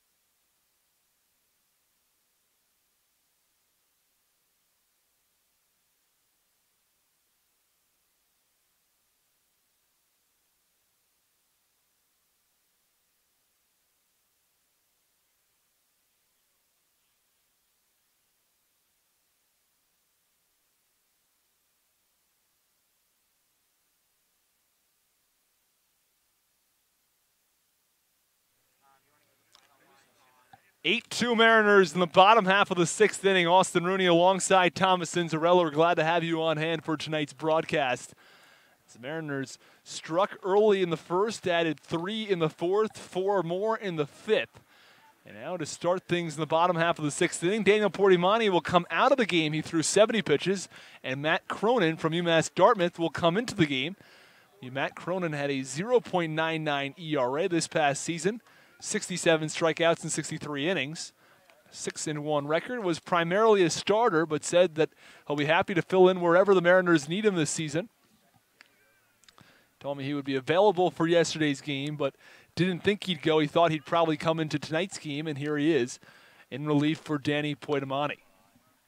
We'll see if he can, it's not really a high leverage situation, just him maybe getting accustomed to the cape and getting some work in. Yeah, a lot of it's getting the nerves out. Gage Gillian definitely had some nerves his first time out on the mound, so we'll have to see if Matt Cronin is able to ready to go for tonight's game. Have to see, we may see another appearance from Gage Gillian in tonight's game. And Cronin, a native of Framingham, Massachusetts, so kind of a local kid of Massachusetts. We saw Chris Gallen was also from Massachusetts. First pitch from Cronin, swung on, a ground ball over towards shortstop. Building on the backhand is Morris, and he airmails the throw over the first baseman, Lipsius. And the catcher, Debo, backing up. And let's see if they're going to call the ball out of play or... No, there's a fence back there, so it came right around the edge of the dugout door, and then beyond that, there's. My only question is, I think there is a chalk line next to the dugout, and I think that line is out of play on the chalk line next to the dugout, because the umpires put their hands up and called it a dead ball. I do believe that the ball was back there in that chalk that's out of play. Well, it's going to be an error on Morris, and there are a couple times now tonight that Morris has had throws over the head of Andre Lipsius.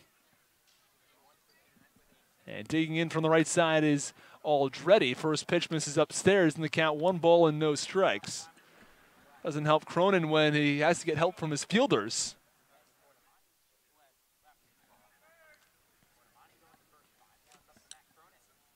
The 1-0 pitch runs upstairs and inside, and the count 2 balls and no strikes.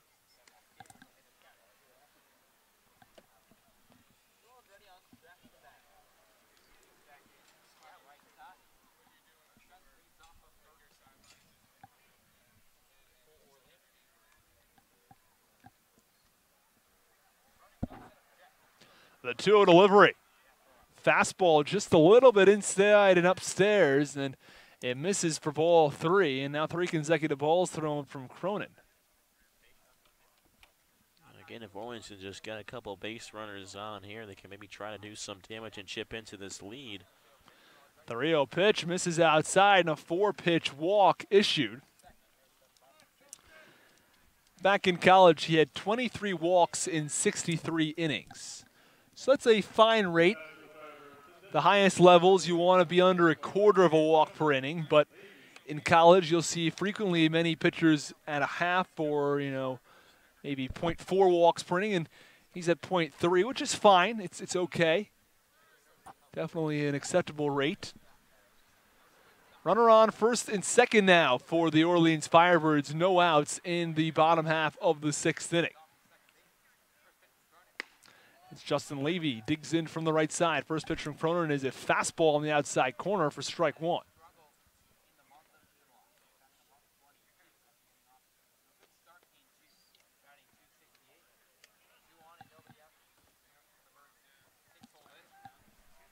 Levy steps back in. Cronin gets a sign from the catcher, Debo. The 0-1. Swung on and fouled off over towards the Orleans dugout, and the count 0-2. Levy has reached base 2 times this evening, one by the way of a single, and the other from a walk, so he has some success on this evening's ball game against this Mariners pitching.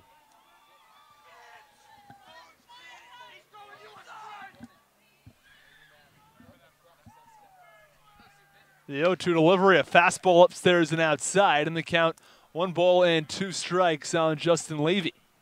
You may have just heard people drive by 28 sometimes will yell out their window or toot their horn for the longest period of time, which can be a nuisance at times. Trying to play a baseball game here. I'm sure you'll see that at golf courses too. The 1-2 pitch swung on, a ground ball right to third. Eichhoff to second for one, back on to first.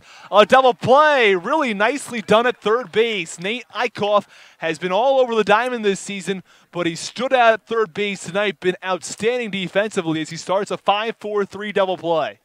Yeah, perfectly turned there. Nice transition over at second by Casals. Had to get the ball out of the mitt very quickly. He came across the bag. Able to set his three, make a strong throw over to first at Lipsius. And Lipsius, a little bit of work down there with the stretch at first in time to get the DH and Justin Levy. Well, that is a promising situation for Matt Cronin as Jovan is being pinch hit for. Logan Wyatt out of Louisville. Logan Wyatt, somebody who's very patient at the plate. Doesn't get more patient than Wyatt. He is outstanding in terms of his eye and his ability to discern strikes from balls. First pitch from Cronin misses upstairs for ball one. Back at school, 63 walks to 37 strikeouts. That rate is outstanding. Then back here in Cape Cod, 25 walks to 20 strikeouts, but he added 9 times he's been hit. And it's 34 free passes compared to 20 strikeouts. So again, the rate outstanding for Logan Wyatt as the 1-0 pitch misses outstairs and the count 2 balls and no strikes.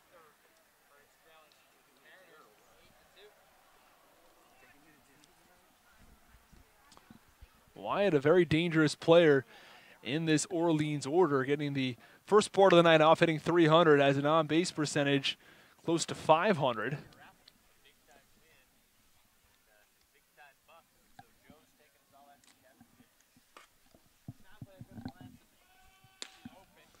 Two-0 pitch, fastball in there for strike one. On the count, 2 balls and 1 strike.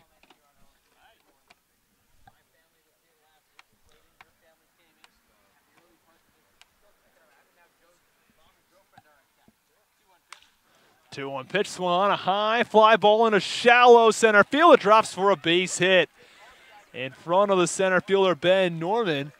And now there's a runner on first base and an RBI off the bat of Logan Wyatt, as the Harwich Mariners lead is now down to 8-3.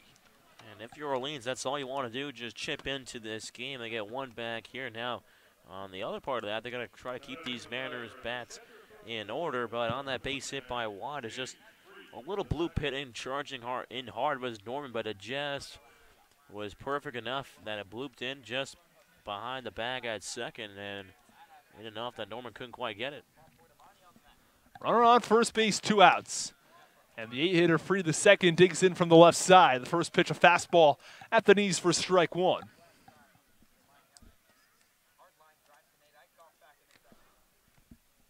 Wyatt off of first base. 8-3 Mariners in the bottom of the 6th. 0-1 pitch, swung on and missed, and the count 0-2 on free the second.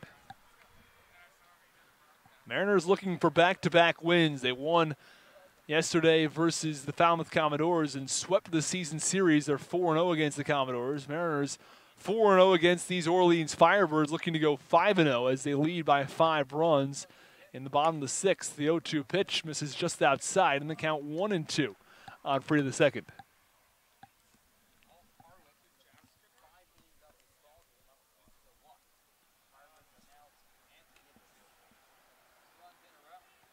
The 1-2 pitch.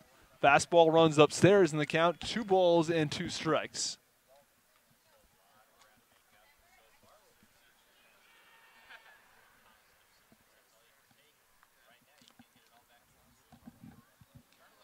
Cronin gets the sign from Brad Debo.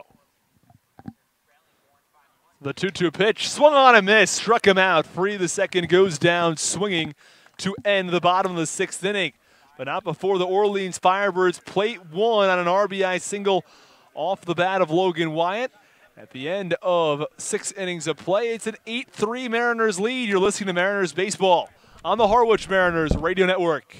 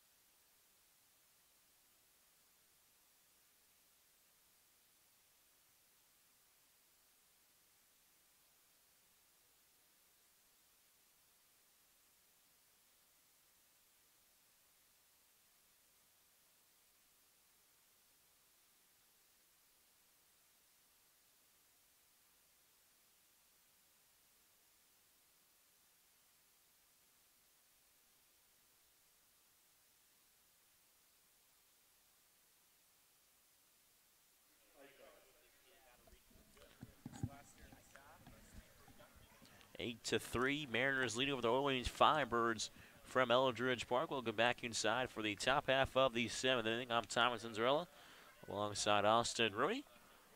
Mariners looking to win back-to-back games. Try to reach back towards that 500 level, and leading things off is the left-hander Nate Eichhoff, who takes a first pitch outside for ball 1.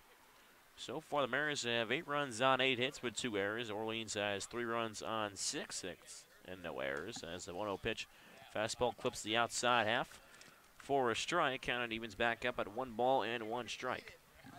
Eichhoff so far is 2 for 3 with 2 singles, including an RBI back in the first inning to put the Mariners on the board first.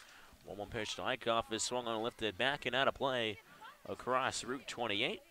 Into the bushes out there is the count as 1 ball and 2 strikes. And we've talked about Eichhoff moving up the order. He was back in the 7, 8, 9 spot for a long time this season. He's up to the 5 spot. We've seen him even in that cleanup area. 1-2 pitches once more popped on up and out of play. Count stays 1-2. So again, I wouldn't be surprised if, along with the 1, 2, and 3 guys, Morris, Shunk, and Lipsius, if in some order between those 3, that you're going to see Eichhoff mixed into those 4. He's hitting just that well. 1-2 fastball as dodging out of the way was Eichhoff, but it comes back to the inside corner but misses for a ball. Count is now 2-2 on Eichhoff. We've seen Morris lead off a few times. 2-2 pitches off. Slow chopper over towards first base. Wyatt scoops it up and will step on first base for out number 1. So Eichhoff is retired, the first hitter here in the away half of the 7th inning. Mariners lead 8-3 over the Orleans Firebirds, in which they try to creep up on the Chatham Anglers, but the Anglers are beating the Waddy Red Sox score 6-2 right now, as first pitch misses down in the zone for a ball on the second baseman, Danny Casals. Well, that entire race, I think, is going to be decided by the 2 games the Mariners play the Chatham Anglers to end the season. First pitch runs upstairs on Casals. Count is 2-0. If the Mariners can beat the Chatham Anglers in those 2 games, they can find a way to pass them in the standings. If they can't find a way to beat them in 2 games, I think it's going to be very, very difficult to pass them at second place. We'll head to Chatham next week as the 2-0 pitch runs off the plate. Again, the count runs to 3-0. If the Mariners are able to win 2, I would be very surprised if they don't end up passing the Mariners, if they don't end up passing the Anglers in one way or another. 3-0 to Casals, misses. He tosses the bat and reaches base for the 4th time. 2 by the way of the single, now the 2nd by the way of the walk. So 1 out, and Casals is on base. Sal's starting to walk quite a bit more. We saw him walk a lot early in the season. And he took about a month hiatus. Like, yeah, I'm not going to walk as much. And then here he is last couple of games drawing 3 or 4 walks in total. He's had some different approaches, swinging early in some counts, and other counts he is not, as first pitch on the outside half of the plate to the catcher, Brad Debo, who has 4 RBIs in this evening's ball game. He cleared the bases with a double back in the 5th and a sac fly in the 4th. It's really great to see Brad Debo's bat heat up. 0-1 pitch is a hard chopper, and it goes foul down the Mariners' dugout area on the third base side, as count is no balls and 2 strikes. You don't count that game in which he was taken out in the middle, he'd have a 7-game hit streak on his hands right now. And again, that bat really doing a lot better for him at the plate. No balls, 2 strikes to count. Smitty comes set, looks back over at first to Casals. He waits, and now he deals. 0-2 pitches a chopper over towards the hole between short, back on to second, over on to first. Is in time. A 6-4-3 double play to retire Brad Debo to end the top of the 7th inning. So after 6.5, 8-3 Mariners lead over the Orleans Firebirds. Listen to Mariners Baseball on the Harwich Mariners Radio Network.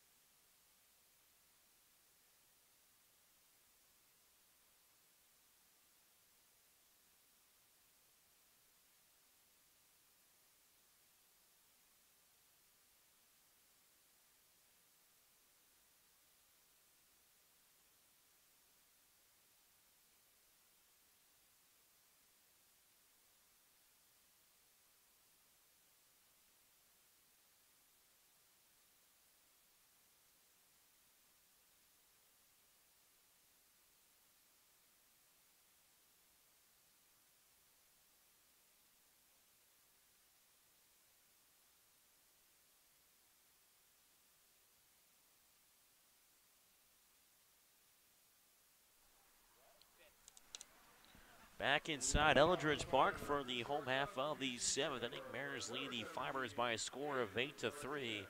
New pitcher on the mound is Jacob Westfall, making his first Cape League appearance out of Tennessee. He was just signed earlier in the week. Will make his appearance here in Eldridge Park. Ready matchup. First pitch, a big swing and a miss by the shortstop, Andrew Martinez. Count as no balls and 1 strike. Martinez so far over till he popped out and struck out. 0-1 pitch, bounces in the dirt and gets past the catcher, Brad Devo, but nobody on base. So count is now 1 ball and 1 strike. Another thing I'd like to mention, just go over the pitching lines from the first 2 pitchers, Poitomani and Cronin. Poitomani ended up going 5 innings, 5 hits, 2 earned runs, a walk, and 3 strikeouts. 1 pitch, another swing and a miss by Martinez. Count is 1 ball and 2 strikes. Thought that Poitomani did a very nice job tonight. Again, 5 hits, not too bad in 5 innings, and allowed the 1 walk as well. 1-2 pitch is swung on and shooted out between the gap over on the left side for a base hit. Gets past the shortstop and third baseman, and Martinez reaches base for the first time this inning. Thought he was able to get ahead in some counts, and he was getting a lot of quick first, second pitch swings, and his pitch count was pretty low when he was taken out of the game, just 70 pitches thrown by Poitomani. I think there are a couple of reasons for that probably, and they're trying to work into that bullpen with a solid lead and try to get as many guys an opportunity as they can, as Matt Cronin went 1 inning, and he looked pretty good as well. First pitch to the leadoff hitter, Bat DeMarco, was a big cut on and missed. Count has no balls and 1 strike, and Poitomani, a nice job this evening for a start for the Mariners. Gave him a nice outing and an opportunity to win this ball game, as the 0-1 at DeMarco is spotted at the lower part of the zone but just misses for ball 1. Count is now 1 ball and 1 strike on DeMarco. DeMarco, he's popped out. He doubled back in the 3rd and reached on an error in the 5th. 8-3 Mariners lead as the 1-1 pitch. It's just a bit outside for a ball. 2-1 the count on DeMarco.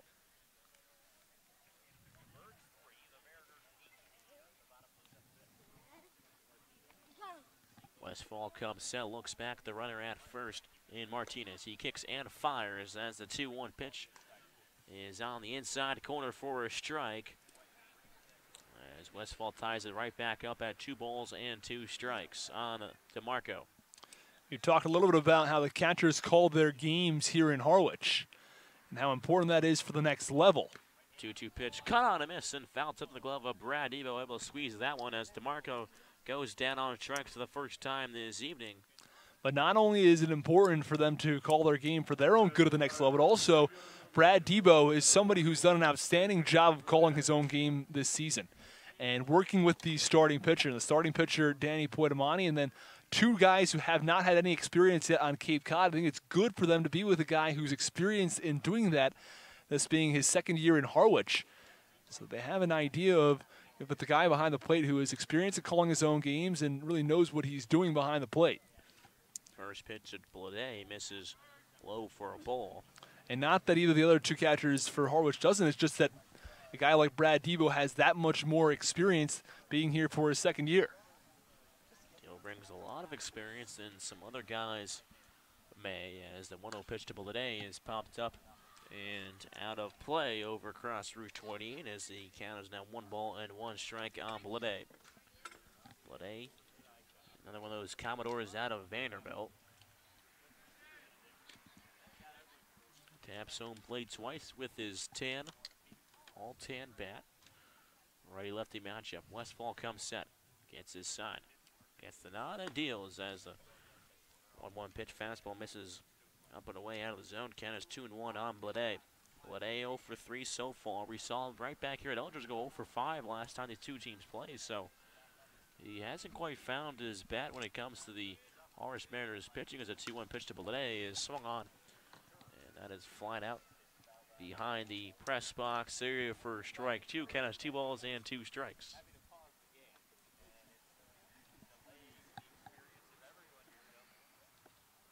Blade will step back into the left-hander's batter's box.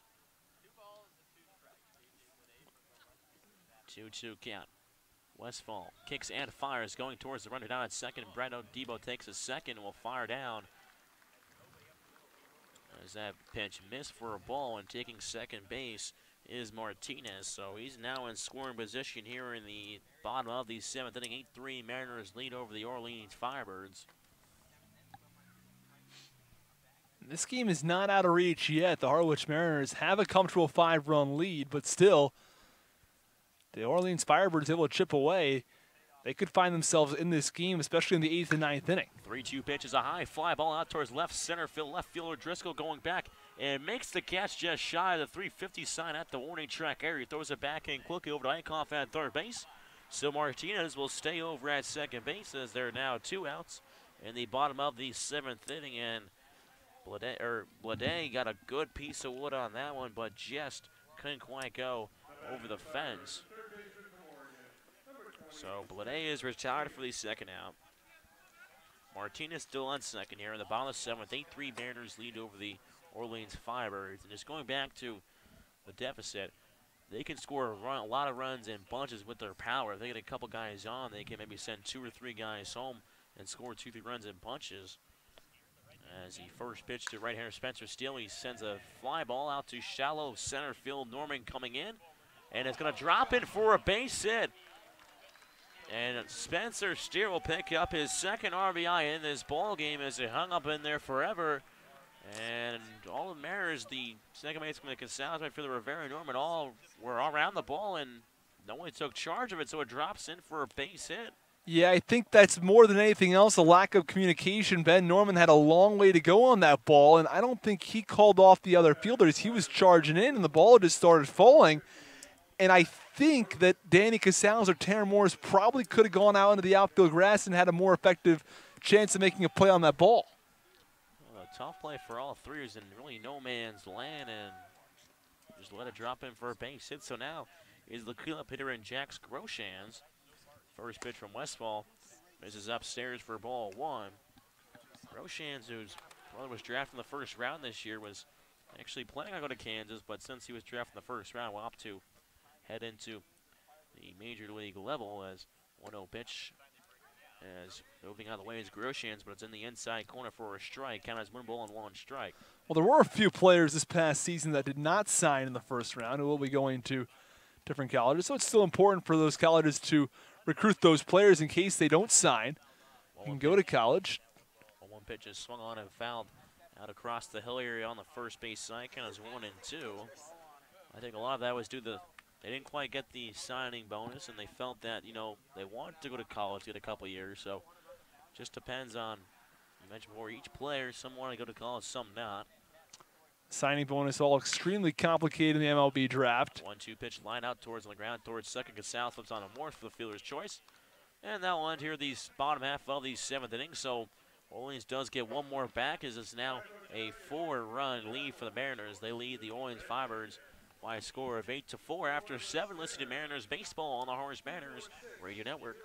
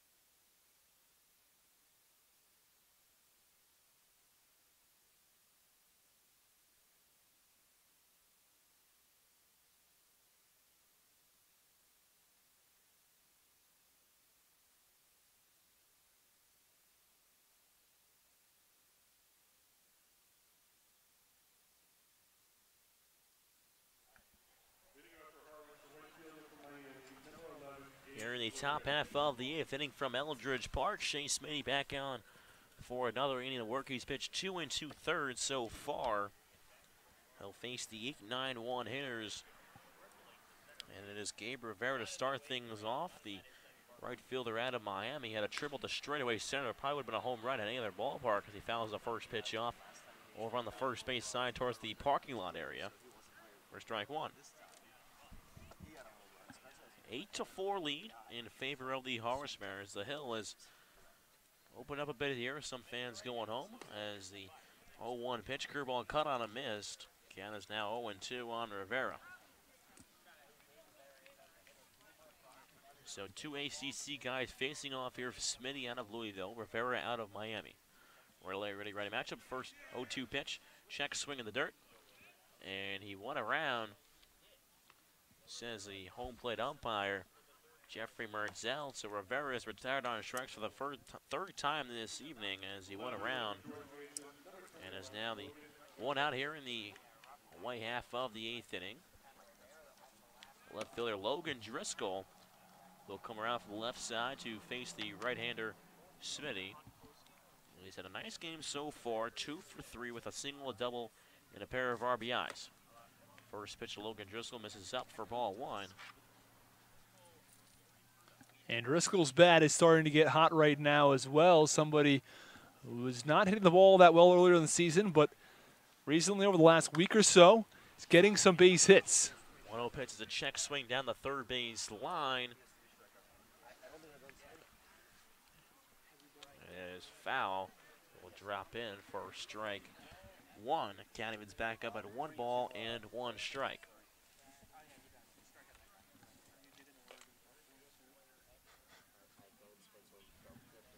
So Smitty, after trying, Rivera has 3 punch outs in 3 innings, only allowed 1 hit and 1 walk. As he faces Driscoll here, the 1-1 pitch just misses the bottom part of the zone for a ball as the count heads to 2 balls and 1 strike on the left fielder, Logan Driscoll. Wind still blowing out towards straightaway center field, towards the bandstand on the right center as the 2-1 pitch hops in just maybe a foot before home plate. Goes back to the screen, count now runs to 3-1 on Logan Driscoll. So Mariners looking to try to add some more insurance runs here in the 8th inning. We saw him put 5 runs up in the 9th last time they were here at Eldridge. The 3-1 pitch to Driscoll is a line drive. Laces it out towards the right center field gap. And it is off the top of the wall as it kicks almost all the way to center field as Driscoll will put on the brakes at second base. And that was a hard hit ball that just bounced right back off the metal fence out of right center. You know, off those metal fences, they usually don't do that. We're not playing the Green Monster anymore out here, so we don't get those hard bounces. But that one was so hard hit that I bounced right off. I don't know if it was off the base of that chain link fence. It was a little bit tough to tell out there in right field. It may have hit a metal pole as well because there are a couple of metal poles out there as part of doors out in right center field. So it may have hit one of the metal poles out in center field and therefore took much more of a bounce. And it was interesting, Logan Driscoll decided to pull up at second base. I think he may have been able to get to third, but Coach Pascarosa playing it conservatively, and he'll have him pull up at second. Especially at the top of the order, rolling back around as Ben Norman takes the first pitch up and away for ball 1. So off of second base is Driscoll after his 1-out double. Righty-lefty matchup, Smitty comes in. He kicks and fires. The 1-0 pitch is a line drive out towards left field. Going back a few steps is the left fielder, Groshans, able to secure that ball out there in left field as retreating back to second base is Logan Driscoll. So now there are 2 outs here in the top of the 8th inning. 8-4 Mariners lead over the Orleans Fibers, and is Aaron Shunk now out of Georgia, who will be playing in the All-Star game tomorrow at White House Field. Will step in from the right side. I know his from Twitter, his dad is here at the ball game as well.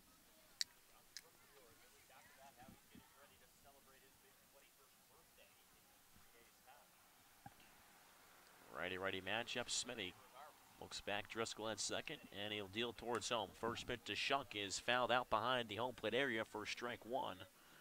Shunk so far is 1 for 4. He doubled and scored back in the first. He has a pop out, a ground out, and a strikeout added to his name. Looks to drive Van Driscoll off of second base. 8-4 Mariners lead over the Orleans Firebirds. Smitty looks to get out of this inning here without any more damage. 0-1 pitch, curveball in the dirt, cut on and miss, and heading towards third base is Logan Driscoll. He dives in head first in time. Nicely done by Logan Driscoll. I think that was actually a delayed steal after the ball got away from the catcher Free the second, and he dives in safely. We mentioned this a few times. Logan Driscoll, one of the few catchers that runs well. That's one of the reasons the Mariners can put him out in the outfield. He's got a good arm, and he runs well, so he can track down those balls out in left field. He saw a pitch that was in the dirt, and as a catcher himself, he saw it get away, so decided to take off over towards third, as now he's another 90 feet away as 0-2 curveball check swing by Shunk did not go around. Says the first base umpire, Rudy Firmbach. So 1 ball, 2 strikes to count on Shunk.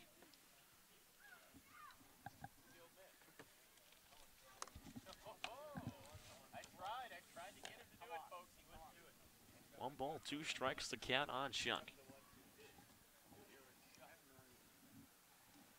Smitty kicks and fires as the 1-2 pitch skips into the dirt. Good stop by the catcher, James, for the second. Count is now 2 balls and 2 strikes. Smitty at 52 pitches. In his work so far, he's pitched 3 1/3, 31 strikes, 21 balls. The 2-2. Outside corner, strike 3 call. Oh, but umpire Jeffrey Merzell pulls the strings on Aaron Shunk, so Driscoll's left over at third base, and Smitty picks up another punch out in this inning, 2 in the 8th. So after 7.5 innings, there's an 8-4 Mariners lead over the Orleans Firebirds. Listening to Mariners Baseball on the Harwich Mariners Radio Network.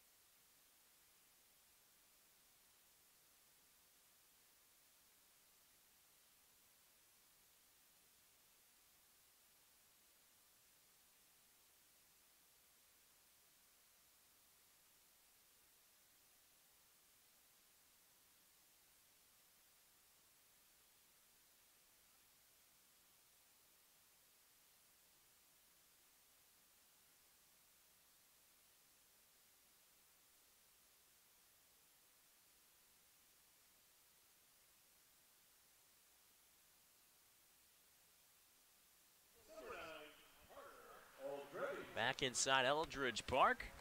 New pitcher on the mound is Joe Lasorsa for the home half of the 8th inning. He'll face off against Aldretti, Levy, and Wyatt.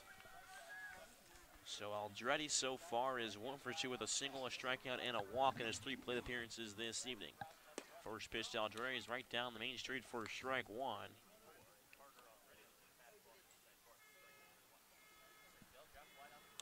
So Lasorsa out of St. John's facing the right-hander Aldretti.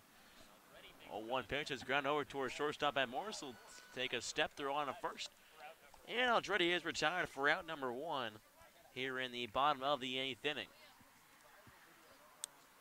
So now with 1 out, it is the DH Justin Levy will come around to the right side. Nicely done by Joe Lasorsa to induce the ground ball over towards shortstop. And Morris getting another play, throwing over to first base, and he struggled a little bit at shortstop tonight, not characteristic of him. He's someone who's generally very good defensively, but he struggled tonight, had a couple of overthrows, but man, nice play there. First pitch to Levy, runs inside for ball one as he moves out of the way. Fastball in the inside corner. Lasorsa working quickly from the windup. 1-0 pitch misses down below the knees for a ball. Count is 2-0.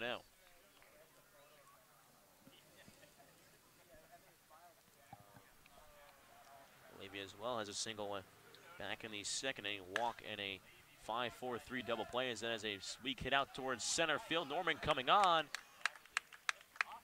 And it hits off the glove as it flip gets past Morrison. Into second base is Levy. It was hard to tell as Norman came on. The ball dropped as I think it fell out of his mitt. He had it for a half second. It was in the mitt, and then it was out of the mitt, and it deflected off of his hand and then touched the ground.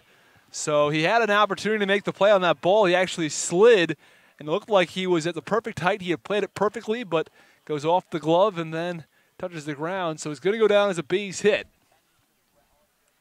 So base hit issued to Justin Levy. He's now on second base.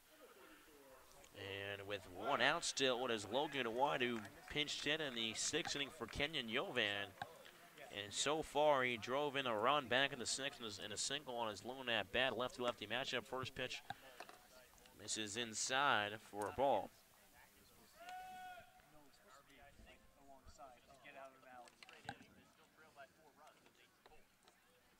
8-4 Mariners lead over the Orleans Fibers. Lasorsa comes set. He kicks and fires. 1-0 pitch bounces into the catcher, Brad Diebel, for a ball. As the count runs to 2 balls and no strike on White. White steps 1 foot in, 1 foot out.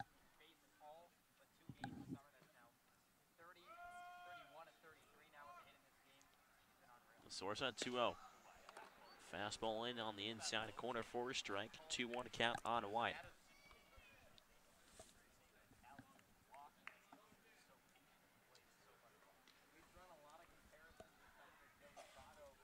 White also out of Louisville as Chase Smitty, his teammate back at Louisville, was pitching before. 2-1 pitch to White is slapped foul down the first base area past the Orleans dugout. His count is now 2 balls and 2 strikes. He was all ACC first team, 13 All-American. Measure forward with his great eye at the plate. Led the ACC in on-base percentage. And I mentioned earlier the 63 walks compared to just 37 strikeouts. Statistics that are just out of this world. That's nearly a 2-to-1 ratio from walks to strikeouts. I mean, that is unheard of. 2-2 curveball hops into the dirt as Debo had to slide his body over to his left to block that one. Count now runs full at 3 balls and 2 strikes on White. And that's never a coincidence. I mean, when someone has statistics like that, it's going to continue, and it has on Cape Cod, as I mentioned earlier. 34 free passes compared to 20 strikeouts. 3-2 pitch to White, a ground ball slid right over the ground towards second base. Lasorsa coming on to cover, and it gets past him over towards the Orleans dugout, and will get in there as Casals and Lipsius were going for the ball. Casals fielded it. Yeah, there's Lasorsa tried to, and I think they might have just called him out. The umpire did, as the ball went into the dugout area. And now the home plate umpire, Jeff Brazell, goes out to Rudy Fernbach to talk things over, and they're going to award him second base. So I don't know what was going on over there, but he might have. I don't think he might have saw that the ball went in the dugout. He might have still thought he had it. I don't really know what went on there. Well, it's going to score a run for Orleans, and that's just very poor communication between Lipsius and Casals over there at second base. Lipsius went over to try to field it on the backhand, but it was Casals' ball as far as I could tell. And Lipsius decided not to cover first base.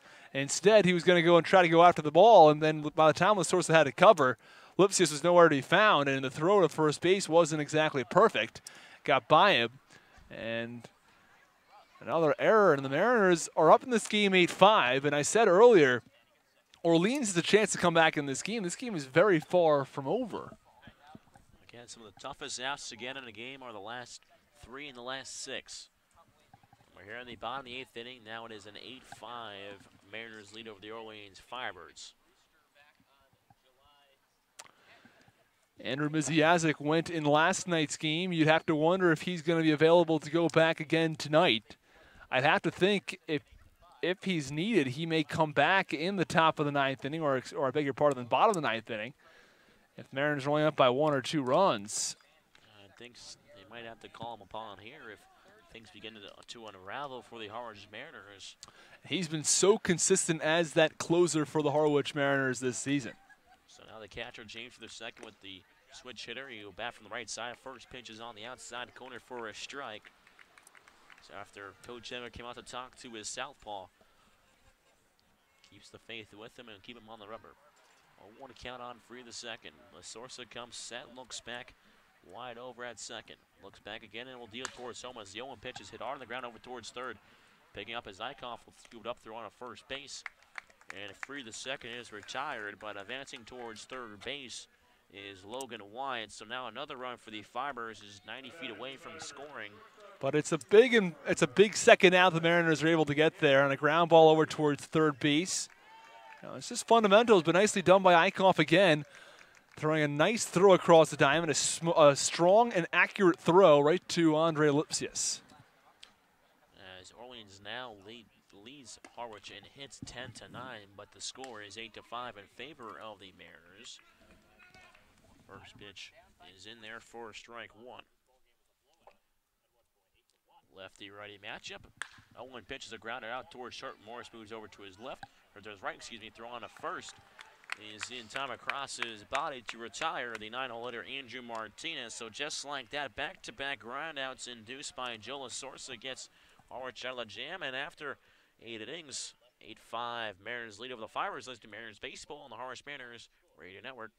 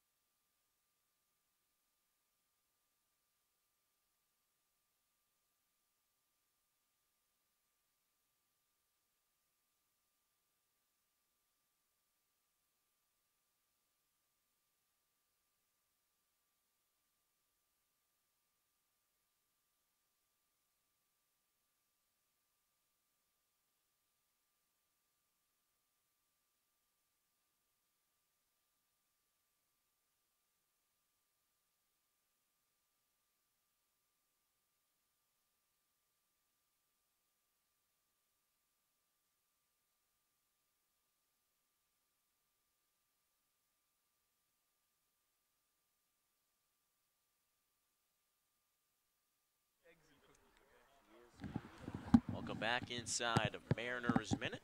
Or not Mariners Minute, inside Eldridge Park. I don't know why I just said that.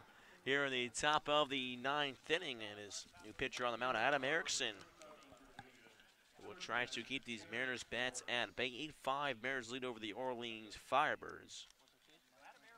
Erickson out of SUNY Stony Brook. He'll face the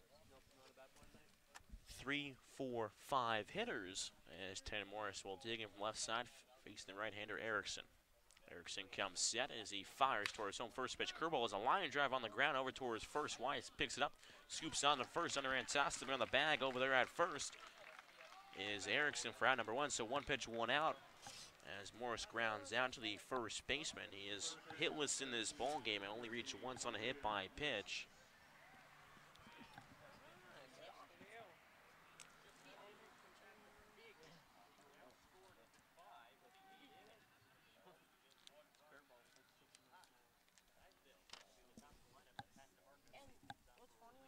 Gillespie, the first baseman, steps on the right side. First pitch, curveball is on the outside corner for strike one.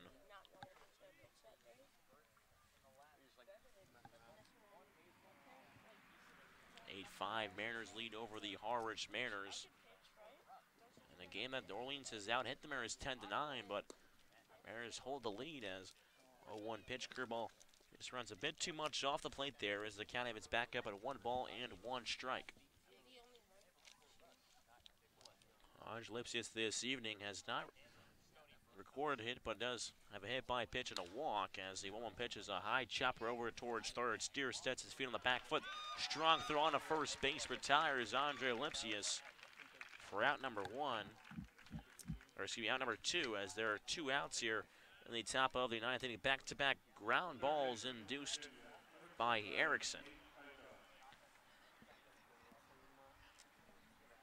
We saw last time in the 9th inning, the Mariners put up 5 runs, and quickly here there are 2 outs. So it is now Nate Eichhoff, the third baseman this inning, who's made some nice defensive plays and has been doing with the bat as well. He has 2 singles, including an RBI. As the first pitch he reaches for, check swing is fouled off towards Route 28 down there for strike one. Now, Harwich Mariners, I was talking about this earlier in the game. The Mariners, the top of the order, have struggled to get hits. Their 1 through 4 hitters are a total of 1 for 17 tonight. But once you go down to the bottom of the order, a lot of guys have hits. Curveball once more over towards first base. White will call off the pitch. Erickson taking himself. Only 4 pitches needed in that inning to record 3 outs. A 1-2-3 inning work by Erickson. Heading to the home half of the 9th inning. 8-5 Mariners lead. Listen to Mariners baseball on the Harwich Mariners Radio Network.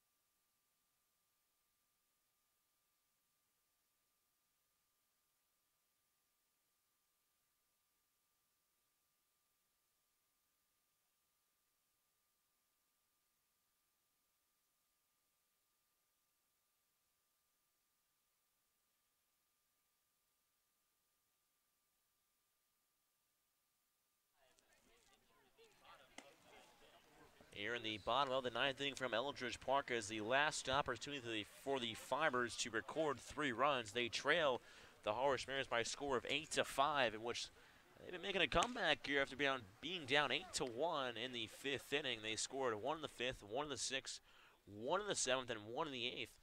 To make it a little bit more interesting here, a new pitcher on the mound for the Harwich Mariners. It is George Kirby out of Elon. He's had a couple of save opportunities this year.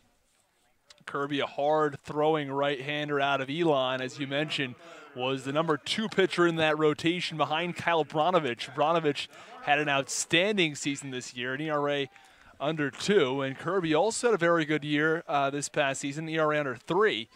He'll throw 94, 95, 96. He's got that kind of velocity that the scouts love to see. Well, to face the 1, 2, 3 hitters in this Orleans lineup.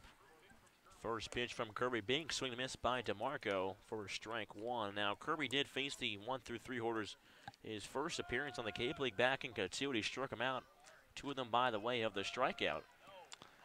And we mentioned the velocity, and velocity is something that you really just can't teach. And you can teach it to an extent. You can work on it with stretching and strength and flexibility, but generally, velocity is something that you either have or you don't really have. If you're someone who's throwing low 80s, you're not going to get that up to mid 90s. 1-1 pitches on the outside corner for a strike 2. DeMarco is down in the count, 1 ball and 2 strikes. Kirby looking to close things out here for the Mariners in the bottom half of the 9th inning. 8-5. Mariners lead over the Orleans Firebirds. That's why it's so important for someone like Kirby, who's already throwing in the mid 90s, and a number of other guys like that. That's why the scouts like them so much, because you don't see a lot of guys throwing in the 80s in the MLB right now. Not that it can't be done, it just doesn't happen as frequently. 1-2 pitches fouled back into the screen.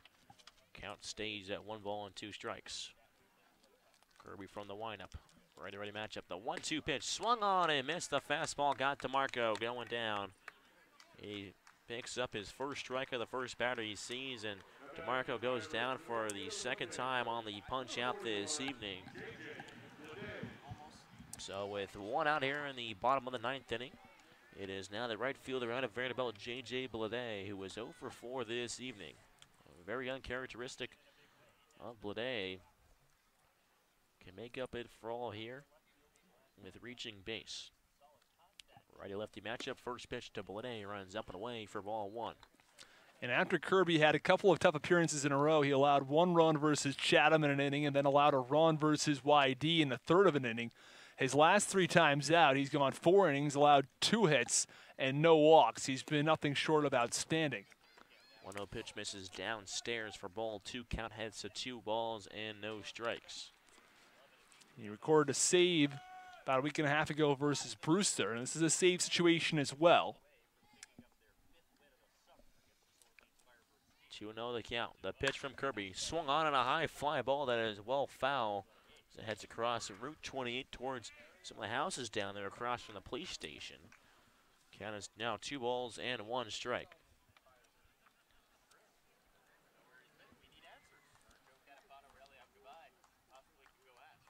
2-1 the count. The pitch is fouled off at the plate area as it headed all the way down to Lipsius over at first base. But it bounced off his foot at the plate, so he walks around a little bit gingerly around home plate area. And we'll head back to the right side. 2 balls, 2 strikes the count.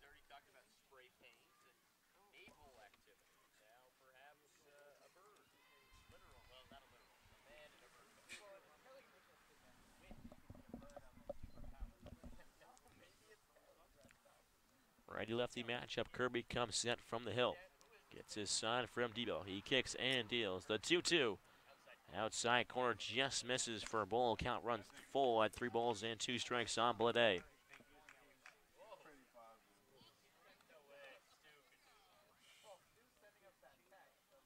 On the 100th anniversary of the Battle of Orleans back here at World War I. Orleans tries to make a comeback here as the 3-2 pitch is grounded out towards second base. Scooped up by Casal. Sidearm throw over to first base. And there are 2 outs here in the home half of the 9th inning as the Firebirds are down to their final out here in the bottom of the 9th inning. 8-5, Mariners lead over the Orleans Firebirds. George Kirby looking very good on the mound in the 9th. Being able to shut down these Orleans Firebirds bats. First couple of outs. So Spencer Steer is the last person standing between the Mariners winning this ball game. Now he does have a pair of RBIs on the evening, including a home run. First pitch to Steer inside corner. Fastball's in there for strike 1. Steer 2 for 4 in this evening's ball game. looks to prolong this game here in the bottom of the ninth. 8-5 Mariners lead. 0-1 pitch. Just misses inside for a ball as Debo tried to frame it but just couldn't quite hold on to it. As the count heads to 1-1 at the count.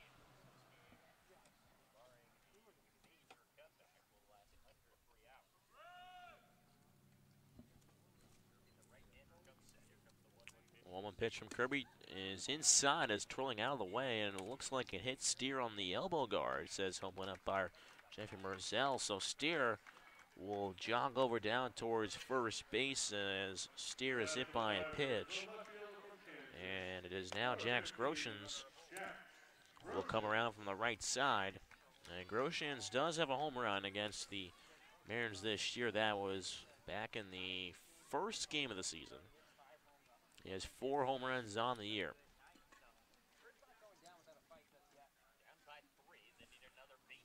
So if the Firebirds looking to make a comeback here, they need Groshans to get on and to bring up Aldretti, who represent the tying run.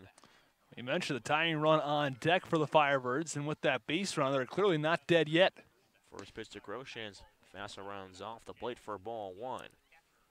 So far Groshans is only reached base on an error. He is 0 for 4.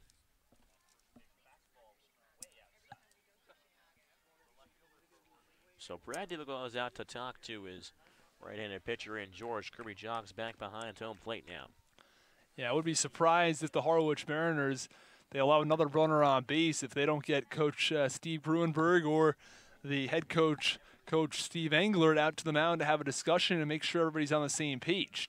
Kirby throws over to the first base ellipsis to check on Spencer Steer, but he's back in standing up. So 1-0 at the count on the left fielder this evening in Jax Groshans. There's no action in the Harwich Mariners bullpen either. Kirby comes set, gets his sign, kicks and fires. The 1-0 pitch is a line drive out towards the left field area, and it's going to drop in for a base hit. Driscoll picks it up, throws it back in. And something brewing here in the home half of the 9th inning as a 2-out double from Jax Groshans now brings the tying run up to the plate. And a Carter Aldretti, and he has some pop to that bat as well. He was in a series of hot and cold streaks, and a streaker hit 3 home runs in the midst of 5 games at one point. And just when it looked like the Mariners were going to walk away with this one easily after George Kirby retired the first 2 batters, it's now a couple straight batters reached base, most recently with a double. So now runners on second and third. It is Carter Aldretti. First pitch is swung on and popped up behind toe plate for strike 1. Aldretti so far, he's singled, he has walked, and he grounded out and a strikeout. So 1 for 3 in this evening's ball game.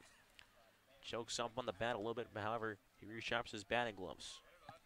Digs back in from the right side. The second baseman of Arizona State tries to plate 2 runs here, maybe a few more.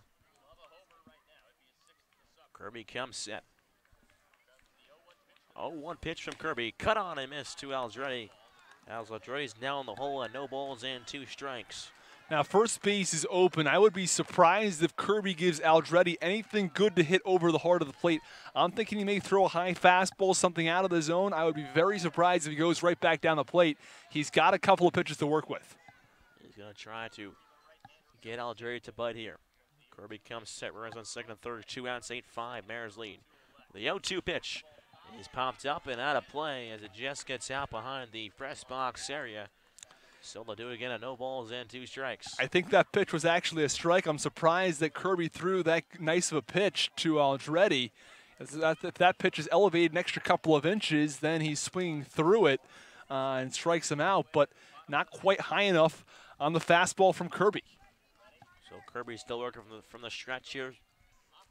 Second and third runners are on with 2 outs. The 0-2 pitch is a fastball has popped up out towards shallow right field. The second baseman Casals going back, and he makes the catch for out number 3. So that will end the threat here in the 9th inning.